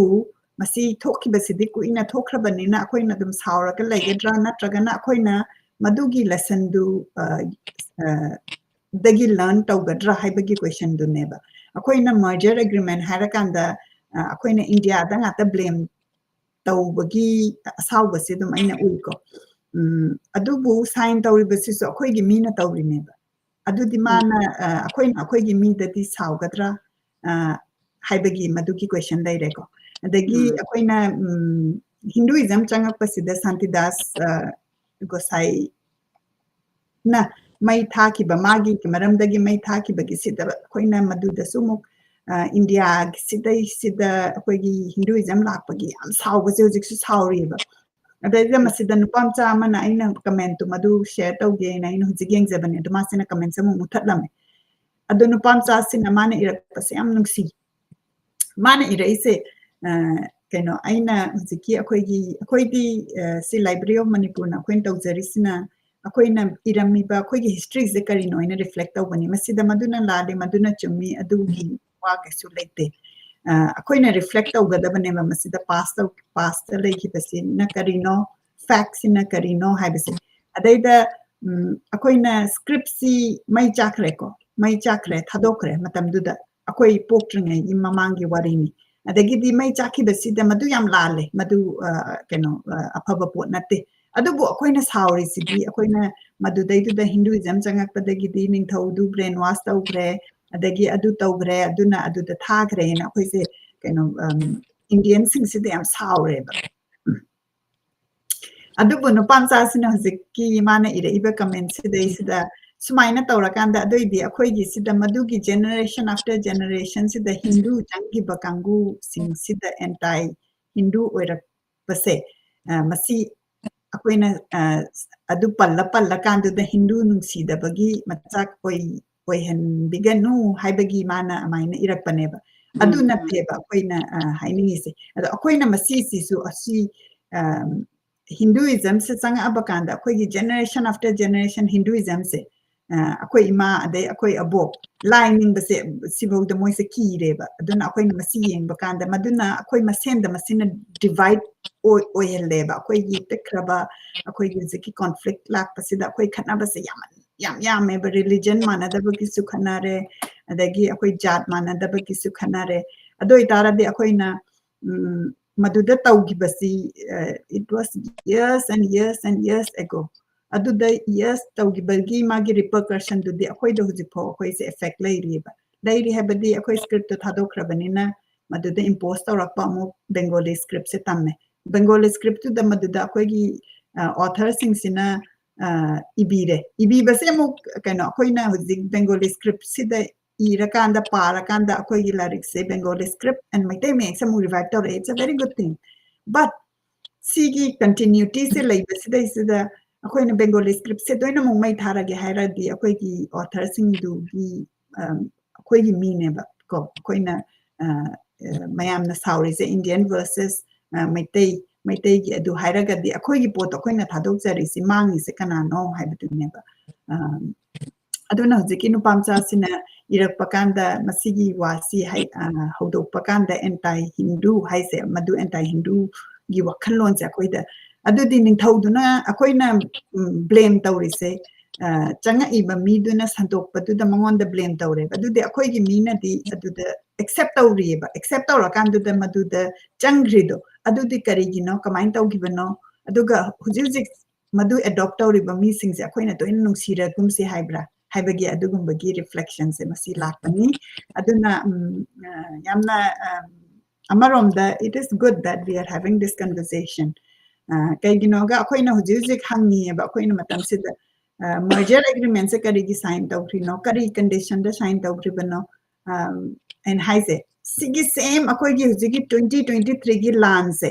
2023ꯒꯤ ꯂꯥꯟꯁꯤ ꯃꯦꯒꯤ ꯂꯥꯟꯁꯦ ꯑꯩꯈꯣꯏꯒꯤ future ꯖꯦꯅꯦꯔꯦꯁꯟꯅ ꯑꯩꯈꯣꯏꯒꯨꯝꯕ ꯑꯃꯅ ꯑꯃꯨꯛ ꯊꯣꯛꯂꯛꯑꯀꯥꯟꯗ ꯃꯥꯅ ꯃꯁꯤꯒꯤ ꯂꯥꯟꯁꯦ ꯃꯗꯨ ꯍꯧꯈ꯭ꯔꯀꯥꯟꯗꯨꯗ ꯀꯩꯅꯣ ꯆꯍꯤ 2 ꯁꯨꯔꯛꯀꯗꯣꯔꯦꯀꯣ ꯑꯩꯈꯣꯏ ꯍꯧꯖꯤꯛ 2023 2024 2025ꯀꯤ ꯃꯦꯗ ꯆꯍꯤ 2 ꯁꯨꯗꯣꯏꯅꯤ ꯑꯗꯨꯐꯥꯎꯗ ꯑꯩꯈꯣꯏꯒꯤ ꯍꯧꯖꯤꯛ ꯀꯩꯅꯣ ꯋꯥꯔꯒ ꯂꯩꯔꯤꯕ प्रजाꯁꯤꯡꯁꯦ ꯁꯤ ꯋꯥꯔꯤꯁꯤ what was happening ꯑꯩꯈꯣꯏꯒꯤ ꯃꯗꯨꯗꯩꯗꯨꯗ ꯄꯥꯜꯂꯤꯕ ꯃꯤꯁꯤꯡꯗꯨꯅ ꯀꯃꯥꯏꯅ ꯃꯗꯨꯒꯤ ꯄ꯭ꯔꯣꯕ꯭ꯂꯦꯝꯗꯣ ꯑꯁꯨꯛꯀꯤ ꯀꯨꯏꯅ ꯆꯪꯉꯒ ꯔꯤꯖꯣꯜቭ ꯇꯧꯔꯤ ꯀꯔꯤꯒꯤꯅꯣ ꯍꯥꯏꯅ ꯃꯗꯨ ꯊꯤꯔꯛꯀꯅꯦꯕ ꯑꯗꯨꯗ ꯃꯗꯨ ꯊꯤꯔꯛꯄꯗꯨꯗ ꯃꯗꯨ ꯑꯩꯈꯣꯏꯅ ꯕ꯭ꯂꯦꯝ ꯇꯧꯕꯁꯤ ꯑꯣ ꯗꯦꯜꯂꯤꯒꯤ ꯃꯤꯅ ꯀꯩꯝ ꯍꯥꯏꯔꯛꯇ꯭ꯔꯦ ꯑꯩꯈꯣꯏ ꯄ꯭ꯔꯥꯏꯝ ꯃꯤꯅꯤꯁꯇꯔꯅ ꯀꯩꯝ ꯍꯥꯏꯔꯛꯇ꯭ꯔꯦꯅ ꯑꯗꯨꯃꯥꯏꯅ ꯕ꯭ꯂꯦꯝꯁꯦ ꯑꯗꯨꯝ ꯇꯧꯒꯗ꯭ꯔꯥ ꯅꯠꯇ꯭ꯔꯒꯅ ꯑꯩꯈꯣꯏꯅ ꯑꯩꯈꯣꯏꯒꯤ ꯄꯤꯄꯜꯅ ꯀꯔꯤ ꯇꯧꯔꯤ ꯍꯥꯏꯕꯁꯦ ꯃꯗꯨꯒꯤ ꯔꯤꯐ꯭ꯂꯦꯛꯇꯤቭ ꯑꯣꯏꯕ ꯃꯇꯝ ꯑꯣꯏꯕ꯭ꯔꯥ ꯍꯥꯏꯅ ꯑꯩꯅ ꯃꯁꯤꯒꯤ ꯋꯥꯔꯤꯁꯤꯡꯁꯦ ꯁꯨꯝ ꯄꯥꯔꯀꯥꯟꯗ ꯑꯩꯉꯣꯟꯗ ꯃꯗꯨꯒꯨꯝꯕ ꯈꯜꯂꯤ ꯑꯗꯨꯅ ꯑꯩꯈꯣꯏ ꯏꯆꯤꯟ ꯏꯅꯥꯎꯁꯤꯡꯅ ꯌꯥꯝꯅ ꯅꯨꯡꯁꯤꯅ ꯀꯃꯦꯟ ꯊꯥꯔꯛꯑꯀꯥꯟꯗ ꯑꯩꯈꯣꯏꯁꯨ ꯔꯤꯐ꯭ꯂꯦꯛ ꯇꯧꯔꯀꯥꯟꯗ ꯑꯩꯈꯣꯏꯁꯦ ꯍꯣꯜ ꯄꯨꯟꯁꯤꯁꯦ ꯑꯗꯨꯝ ꯈꯠꯅꯔꯒ ꯆꯩꯅꯔꯒ ꯑꯩꯈꯣꯏꯒꯤ ꯁꯥꯏꯀꯜ ꯑꯃ ꯁꯨꯃꯥꯏꯅ ꯂꯥꯛꯏꯁꯦ ꯑꯗꯨꯝ ꯃꯁꯤ ꯀꯔꯤꯒꯤꯅꯣ ꯑꯗꯨꯅ ꯀꯔꯤ ꯇꯧꯔꯀꯥꯟꯗ ꯑꯩꯈꯣꯏꯁꯤ ꯈꯤꯇꯪ ꯄꯤꯁ ꯍꯥꯏꯔꯤꯁꯦ ꯗꯦꯜꯂꯤꯅ ꯄꯤꯁꯁꯦ plate amada hapaga pirakadaba natteba adune na maina aduna so this program is just for us to learn akoi kari tawrakanda akoina mayamna iba adagi akoina hojik current sidana kari tawri habdo adugi nena haizage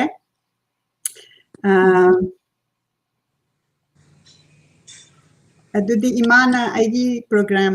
segment se tawdringaida any comment haibiningba leibiribra adu ai mathangda masigi english ki program se hauzarage kenoni aina thoina yam kana hai matang charinga da amkhaktang diena akoina khara kare hani chahi akoi laise independence oiraba matung neba mamang da independence phangdringai duga akoi na lakpa siga yam nakna banina akoi je karmain tawdana hindu dharma laurami karmain tawi puran mai thaba haise matamdudane puran mai tharam magabu akoi puran di mai thai ko satida ke eme dane akoi na hangi ponni ko matamduda eme manipur university na te jnu da aduta minge matamda an am moja mina ketan mayam hi to matamda oja khoi puran mai thaba sigi matang cham nei heba ado puran che mai thaba se ชันติดาสนั่นเนี่ยลาอาการมาดีMA ชูปาสเอาเรMA ชูดับเบิลนี่ให้มาสิไลค์ความให้เด็มาทำด้วยคนมันพูดสิไลค์ตั้มเบิดมาไงให้เบอร์กี้มาทำเนี่ยบอกว่าอันนี้ด้วยทั้งอาคนน่ะหลอกเชื่อแล้วก็คนน่ะแกมปังงมกันได้กี่ให้เป็นสิชุนเนี่ยดูปังเบอร์ชุนเนี่ยกันเนาะยังปังเบอร์นี่ให้เบอร์ยาเดนิ่งทูดดูมาทำด้วยสลายลงบนนับปาลิงไงมาทำด่าคนเนี่ยMAได้ทำจะรักวันนี้ก็Sarai rong mana paling ay matam sida ne Hindu dharma chando pasilla eba mapalam dagi aduga sarai rong mana pan badet means British na palim ne ba aduga loina na moina dharma chando pasilla aduga moi gi dharma sina kaino yamna kai haini akhoi se yam thajan ba yam seba cheng ko mayam kan tobi ganu Hindu dharma gi iru jaraga tauba cha ba thakba thongbaมาบรามฮอนจังเอาไปกันดูบ้าได้ชันตีให้ดูบ้าชอบไม่นี่เลยกว่ามาสิเดอสลายลงบัชินนั่นเนี่ยฮินดูเดินมาสิจัดเล่นบังงำเดียบจัดเล่นลำบังงำเดียบมาตั้งตัวดาวคุยไม่ได้สิ่งเชื่อมาริมังงาปุ่นฉันเลยกับปุรานก็สิอีบเสมอยปุรานอีบเสมีขดเตอีเดียบมวยเล็กไอ้ดูดาข้างไอ้แม่อันตัวแล้วก็คุยเสร็จตัวคุยเสร็จไทยรอนกุมบาบัดก็ปะพุ่งเคลจันเราเห็นก็เดลี่ตัวลิบก็อิสลิเช่kronologi se ana kanori soiba aduda charai rong bachina mana hindu dharma se lobangam dreba ma koi maitai dharma sina kanman gidana matam tu da magi masanupa se ching da thaigi bani ko sai bina pokpani charai rong kano se kano pamhai ba se gari bani wa se ara masira sati ba oina tawi adu ko na su longki bani ching da gi pora akanda adu main taurakan da mapana lai roi do ba matamda nang onda awam sinaramge aduna nang akhoi kan se manipur se hindu dharma se amtang di olala mo iba nang mandre hai bene ba matamdu da santida se lak pa se santida sina mi brain wash so wai si di hoji amta khanna na amta yeng biu ne chana se nupi na chana pam ba hai ko example lam pi che chana se kano sengdopi ge na kano china akhoi nan manipuri na haina haja ge ko moi sila ba ko mapalam de ge chana se ni na hai ba sang thaja ba khoi se adu chana se sengdopi oina ne am khak sengdop ba punang lang ye sengdo kan ne chana do ma chu loina ba mahi sen thok khar kan na chanam te yawram de ba de ge gyan ta na kan na sengdopi de ba bi wari le ko matan du da santi das na kano lak pa matam sida ma kano se pamahi ba se ga di baniwa se ma se brain wash taure ba mana hai bangai thaja re ba ning thau se akoi na mina hai ba thaja ro ga jing ma ngi myam se mina hai ba se am thaja gan ba do koi se khar pangja ba jan ni aduna mana kano sida mapa bung sina nang awa se joi to ko hai ba ne ba nang awa joi to aduga hindu dharma se loholam manipur se aina dinga mamdre awa joi to ba sunga mamdre magi masanu pisak ba makhau ngambi se awa da thajaru kan da takhi ta woina torok bagi dagi mana awa se lan ta ba dang mangam da ba aduna ngam da ba dagi di masanu pas da lan ta hai de ko adagi lan ta masanu pas na mapa na hai ba wasak kan diam na ba khoi gi principle diam lei ba ko aduga mai to dagi hindu on basna mu ka mai to gebu garibani wasina kano sina matidasina yang sing bani na ne hindu se on han ba se mapa hak to bhonga mantra se kamai na ngamni hai ban tra na moi puran mai thado ga di moi se hindu moi puran lai tra ga di hindu one na sine ba akho i puran i di ba han sing sina ne public sina mana ra ga di ko puran se ko khale lai ning thau run di yum changa ko khapon de do mai manai sing chi de ne puran do khongalo kanai gi puran i lekai du puran loi khongalo hai de ko moi sing che tumin na ne hing da wa ta na kan da ne phare adu di khara pura ga thado asi mai che adu ga khara amadi ne lainung da kum taw ga hing da kum taw ga lu le ba lu li ba puran sing du ne ba khoi nga si tam mi che o je oi puran ma kan puran nga kana khoi mak kan no chahum hena puran ngakta ta ire ba kari go e puran mayam do ai mami huje ai haira ro ko sung ko kre ba ai mayam da kan to bi haira ga di ไอ้มาทั้งดีกันเนาะเซสชันได้อุจจาระก็หุยคือไอ้กูมันนุ่งดัดดุมเลยรีปุรานไม่อามาไอ้ในอิรักบ้ากันดูบ้าไม่อามาอดุน่ะสมัยเจ้าเดน่ะเขาปุรานแค่ทุ่มหัวบ้าไม่อามโตหันตัวอาการดะลอยกันกันดะข้างไอ้เสียเขาที่หันสิ่งที่นักพวกที่แกมเลยเก็บปุรานเสร็จรู้แล้วก็ทันน้ำเมียแบบมั้ยนะไม่ทัดด้วยสินะหนึ่งทวีมามังดูไม่ทักเลยหายกันดี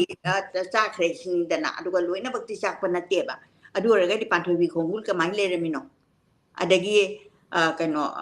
aku lagi suara renga kano ga aku lagi nambuan dalai riba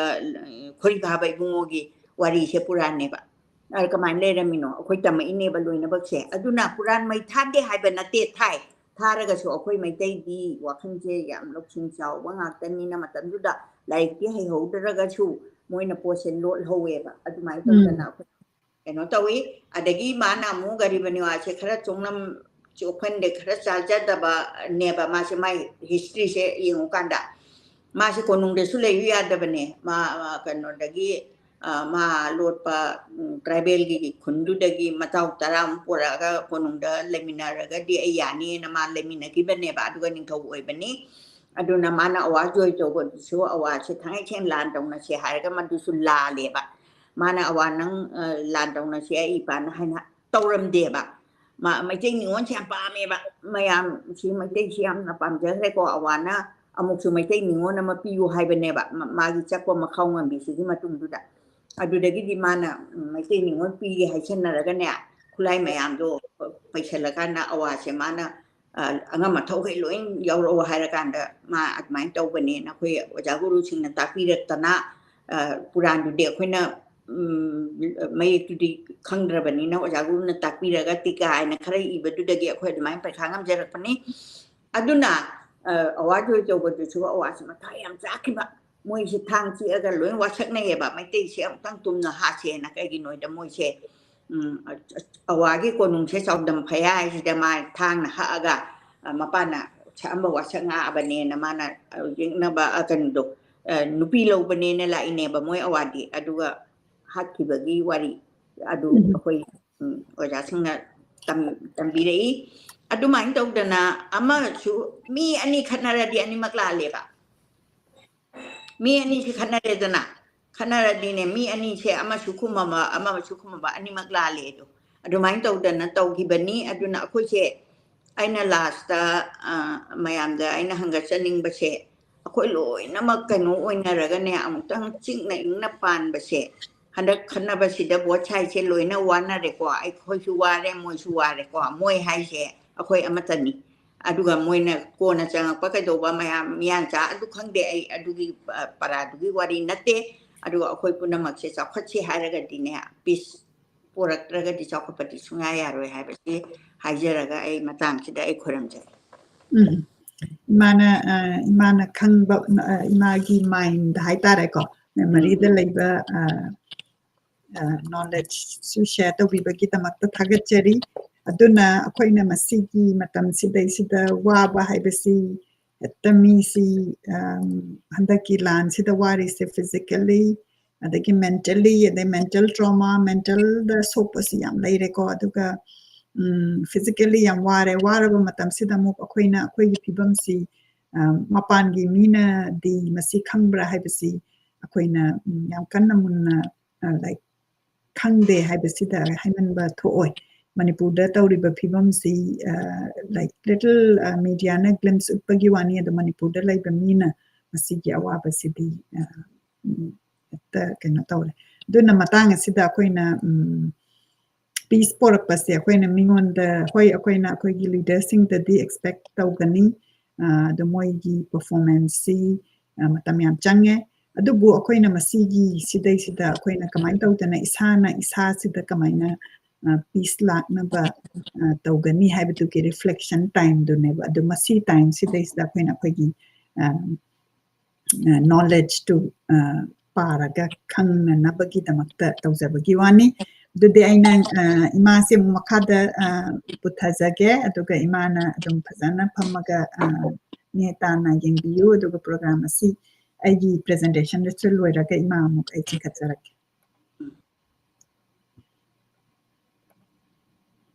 Masigi larixini aina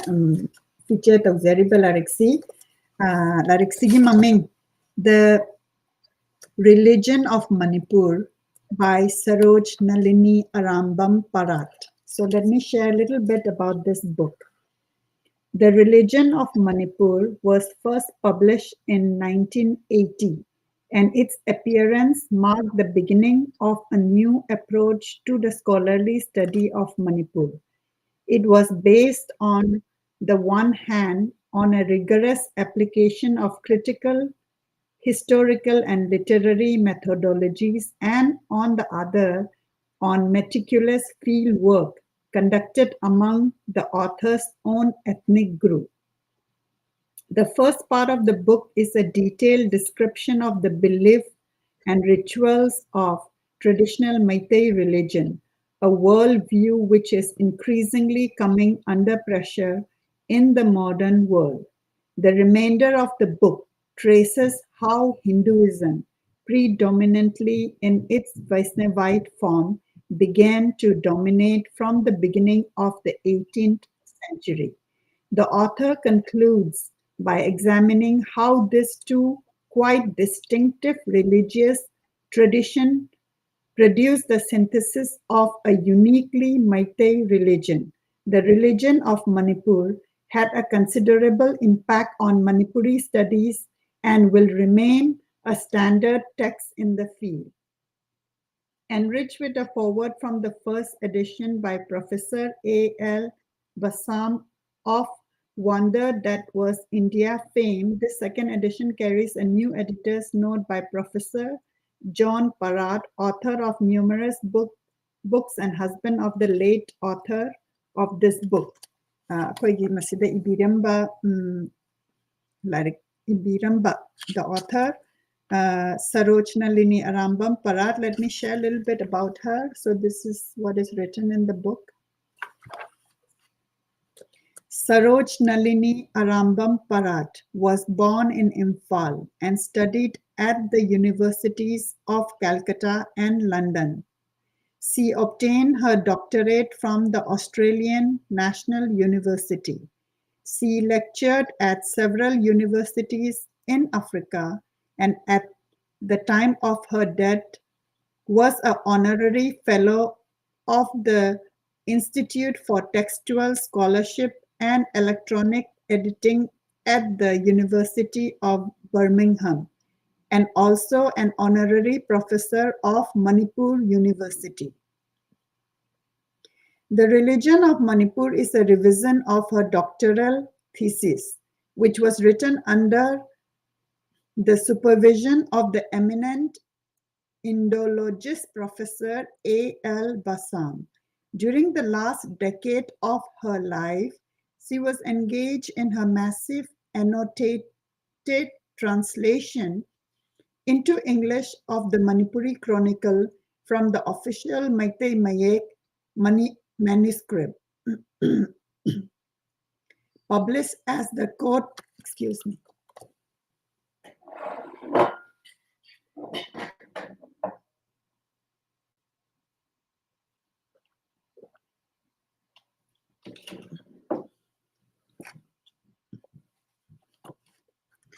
During the last decade of her life, she was engaged in her massive annotated translation excuse me,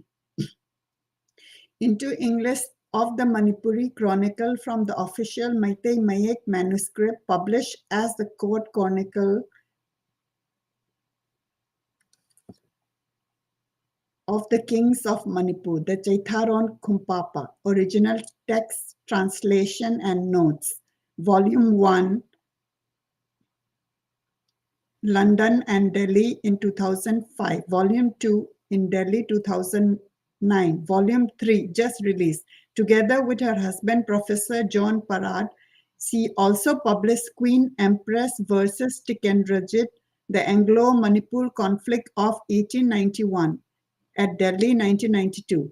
and The Pleasing of the Gods, Meitei Lai Harauba, Delhi 1997, a memorial volume containing her other writings on Manipur, was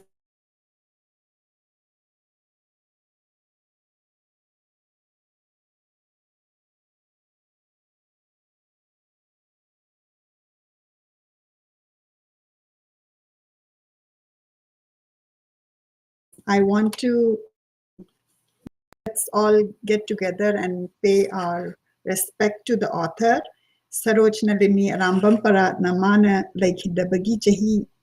Taramuk Semana Akoi Manipur Gidamakta Katpane Aina Kanzeiko. Mana Masidesi the Manipur Gidamakta Mana research Tauragam Pam the Chalakanda translation Taurakanda Sagi Akoigi the Court Chronicle Maite Mayeki manuscripts that translate to Birakanda Koigumba. Koina Paba Toktaba Koigumba da Koina English Ki Sita Tirakanda Manipur Gimaramda Koina Paba Pamba Semagi work to Nanima like Hidraga Sumagi work Selay to Namagi Mas on Dominasi Akoi Kudominasi. So I want to share a reading of chapter 9, just so that we understand how Hinduism came to Manipur. Charairongba to Bhagya Chandra, the rise of Vaishnavism to prominence.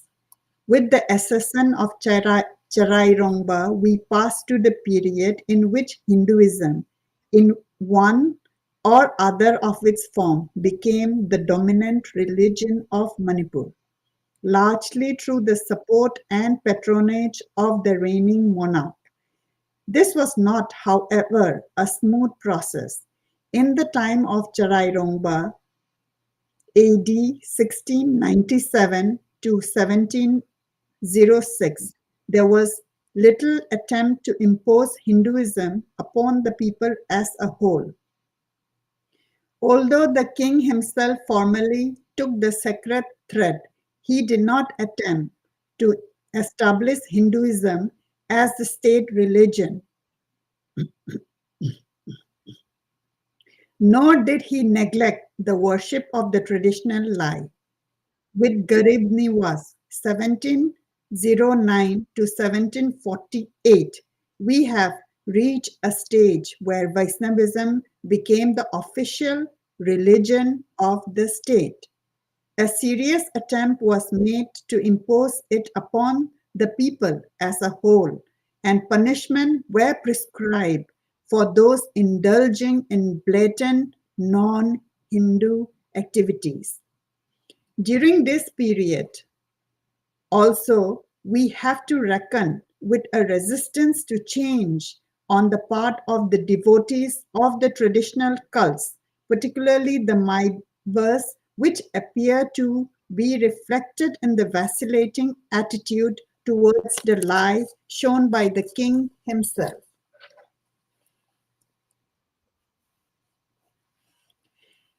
The reign of Vaigachandra, despite the ravages of successive Burmese invasion, was a time when Hinduism was consolidated. It gained a firmer hold over the people as a whole and had an enthusiastic devotee in the king himself. But that the old religion was by no means dead. It seen in the pagan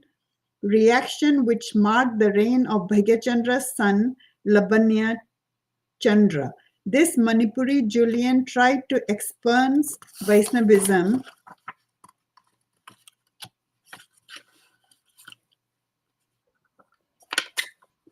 and reassert the old lie, but the attempt proved abortive, for he was assassinated after a brief reign of only 3 years. According to the Manipuri scholar K.B. Singh, 1963-66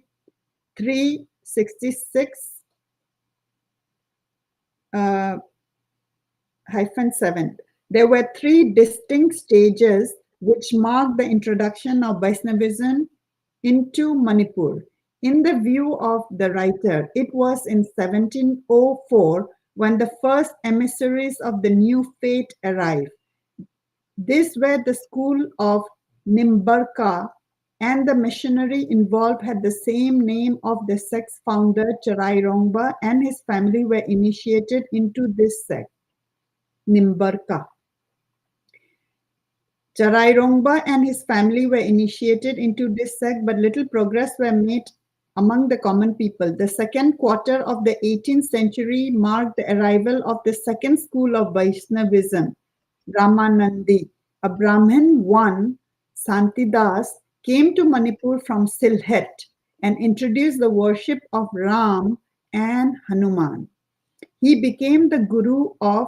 Garib Niwas, and Ramanandi school replaced that of Nimbarka. Finally, in the second quarter of the 18th century, the school of Chaitanya percolated through to Manipur, and later in that century, under the patronage of Bhagyachandra, replaced the earlier schools. Thus, according to this writer, three distinct schools of Vaisnavite faith appeared in Manipur during the 18th century, each displacing its predecessor in the favor of the ruling monarch. Before examining the evidence for this reconstruction of events, it will be convenient here to digress a little in order to outline the main characteristic of this tree scholar in so far as they affected Manipur. So that is just a glimpse of the content here.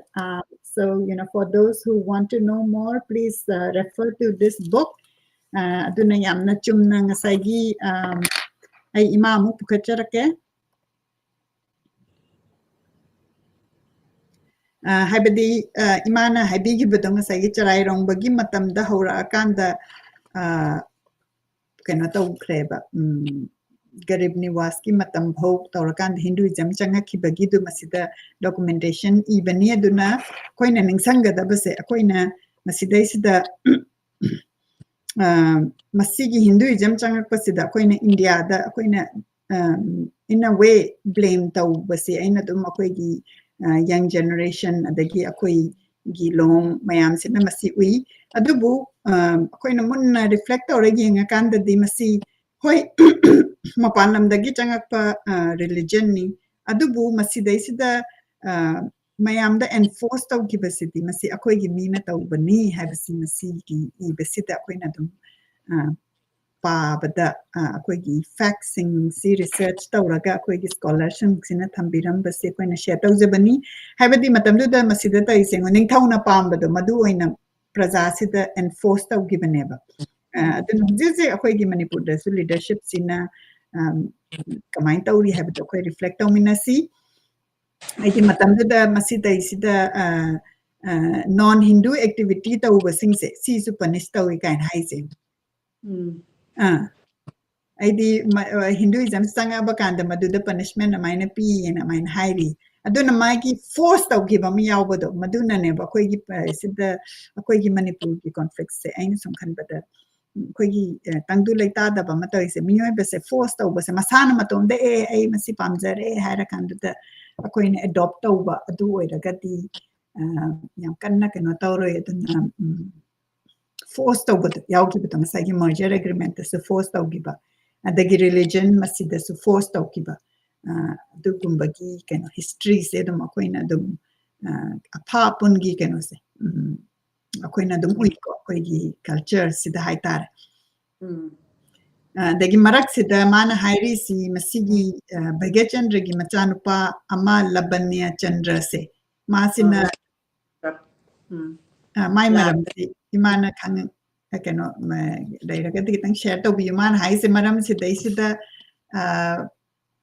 ma se keno se Hinduism se mana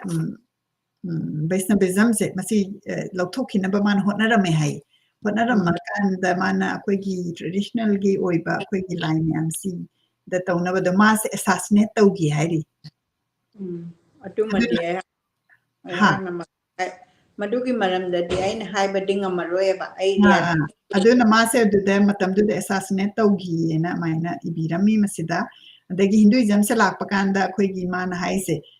ahambada lakpasi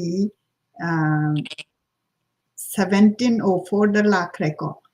Nimbarka hairiba school ahambagi da adagi madugi matungda sagi Santidas ki se masa Sylhet tagi lakpani hai aduga mana ꯑꯍꯥꯟꯕꯗ ꯃꯥꯅ ꯃꯅꯤꯄꯨꯔꯗ ꯄꯨꯁꯜꯂꯛꯑꯝꯃꯤꯁꯦ ꯔꯥꯝꯒ ꯍꯅꯨꯃꯥꯟꯒꯤ ꯀꯩꯅꯣꯁꯦ ꯋꯥꯔꯤꯅꯦꯕ ꯃꯥꯅ ꯄꯨꯁꯜꯂꯝꯃꯤꯁꯦ ꯑꯗꯨꯅ ꯃꯥꯁꯤ ꯒꯔꯤꯕ ꯅꯤꯋꯥꯁꯀꯤ ꯒꯨꯔꯨꯅꯦꯕ ꯑꯗꯨꯒ ꯍꯧꯖꯤꯛꯀꯤ ꯔꯥꯃꯥꯅꯟꯗꯤ ꯍꯥꯏꯔꯤꯕ ꯃꯥꯒꯤ ꯀꯩꯅꯣꯁꯦ ꯂꯤꯅꯦꯖꯇꯨꯒꯤ ꯃꯈꯥꯗꯨꯗꯅꯦꯕ ꯑꯗꯒꯤ ꯑꯗꯨꯒꯤ ꯃꯊꯪꯗꯨꯗ ꯑꯗꯨꯅ ꯁꯦꯀꯦꯟ ꯀꯣ ꯑꯗꯩ ꯊꯔꯗꯁꯤꯅ ꯉꯁꯥꯏꯒꯤ ꯆꯩꯇꯟꯌ ꯃꯍꯥꯄ꯭ꯔꯚꯨꯒꯤ ꯃꯇꯝꯁꯦ ꯁꯤꯗꯩꯁꯤꯗ ꯑꯃꯨꯛ ꯆꯩꯇꯟꯌꯒꯤ ꯁꯤ ꯂꯥꯛꯑꯀꯥꯟꯗ ꯚꯒ꯭ꯌꯆꯟꯗ꯭ꯔꯅ ꯑꯃꯨꯛ ꯀꯩꯅꯣꯁꯦ ꯍꯣꯡꯈ꯭ꯔꯦꯕ ꯑꯗꯨꯅ ꯃꯥꯅ ꯑꯩꯗꯤ ꯃꯄꯥꯟꯗ ꯆꯪꯉꯛꯄꯁꯦ ꯅꯤꯡꯊꯧ ꯄꯥꯜꯂꯤꯗꯨꯅ ꯃꯥꯅ ꯄꯥꯝꯖꯔꯨꯕ ꯃꯥꯅ ꯇꯧꯔꯨꯕ ꯄꯣꯠꯇꯣ ꯑꯗꯨꯗꯣ ꯑꯃꯨꯛ ꯄ꯭ꯔꯖꯥꯗ ꯑꯣꯏꯅ ꯑꯃꯨꯛ ꯇ꯭ꯔꯤꯀꯜ ꯇꯧꯈꯤꯕꯗꯣ ꯑꯗꯨꯅꯤ ꯑꯗꯨꯅ ꯌꯥꯝꯅ ꯃꯁꯤꯒꯤ ꯁꯤꯗ ꯌꯥꯝꯅ ꯗꯤꯇꯦꯜꯗ ꯏꯕꯤꯔꯤ ꯑꯗꯣ ꯑꯩꯅꯁꯨ ꯃꯁꯤ ꯄꯥꯔꯒ ꯃꯊꯪꯒꯤꯗ ꯑꯃꯨꯛ ꯈꯔ ꯗꯤꯇꯦꯜꯗ ꯁꯦꯌꯔ ꯇꯧꯖꯔꯛꯀꯦ ꯑꯗꯨꯕꯨ ꯉꯁꯤꯒꯤꯗꯤ ꯃꯇꯝꯁꯤ ꯄꯨꯡ 1 ꯃꯤꯅꯤꯠ 30 ꯍꯦꯜꯂꯕꯅꯤꯅ ꯀꯩꯅꯣ ꯇꯧꯖꯒꯦ ꯑꯗꯨꯅ ꯑꯩꯈꯣꯏꯒꯤ ꯂꯤꯁꯅꯔꯁꯤꯡꯅ ꯀꯃꯦꯟ ꯇꯧꯕꯤꯔꯀꯥꯟꯗ ꯁꯤꯒꯤ ꯀꯟꯇꯦꯟꯠ ꯑꯩꯈꯣꯏ ꯄꯥꯃꯤꯟꯅꯔꯒ ꯈꯪꯃꯤꯟꯅꯕꯒꯤ ꯅ꯭ꯌꯨ ꯁꯦꯒꯃꯦꯟ ꯁꯤ ꯒꯤꯗꯃꯛꯇ ꯀꯃꯦꯟ ꯄꯤꯕꯤꯔꯛꯄꯒꯤ ꯊꯥꯒꯠꯆꯔꯤ ꯃꯥꯏꯕꯝ ꯁꯤꯟꯊꯥꯉꯝꯕꯤ ꯈꯨꯃꯟꯆꯥ ꯌꯥꯏꯔꯤꯄꯣꯛꯇꯒꯤ ꯌꯦꯡꯕꯤꯔꯤ ꯑꯗꯨꯗꯤ ꯏꯃꯥ ꯉꯁꯤꯒꯤꯗꯤ ꯄ꯭ꯔꯣꯒ꯭ꯔꯥꯝ ꯑꯁꯤ ꯂꯣꯏꯁꯤꯟꯅꯕ ꯇꯧꯔꯁꯤꯅꯦ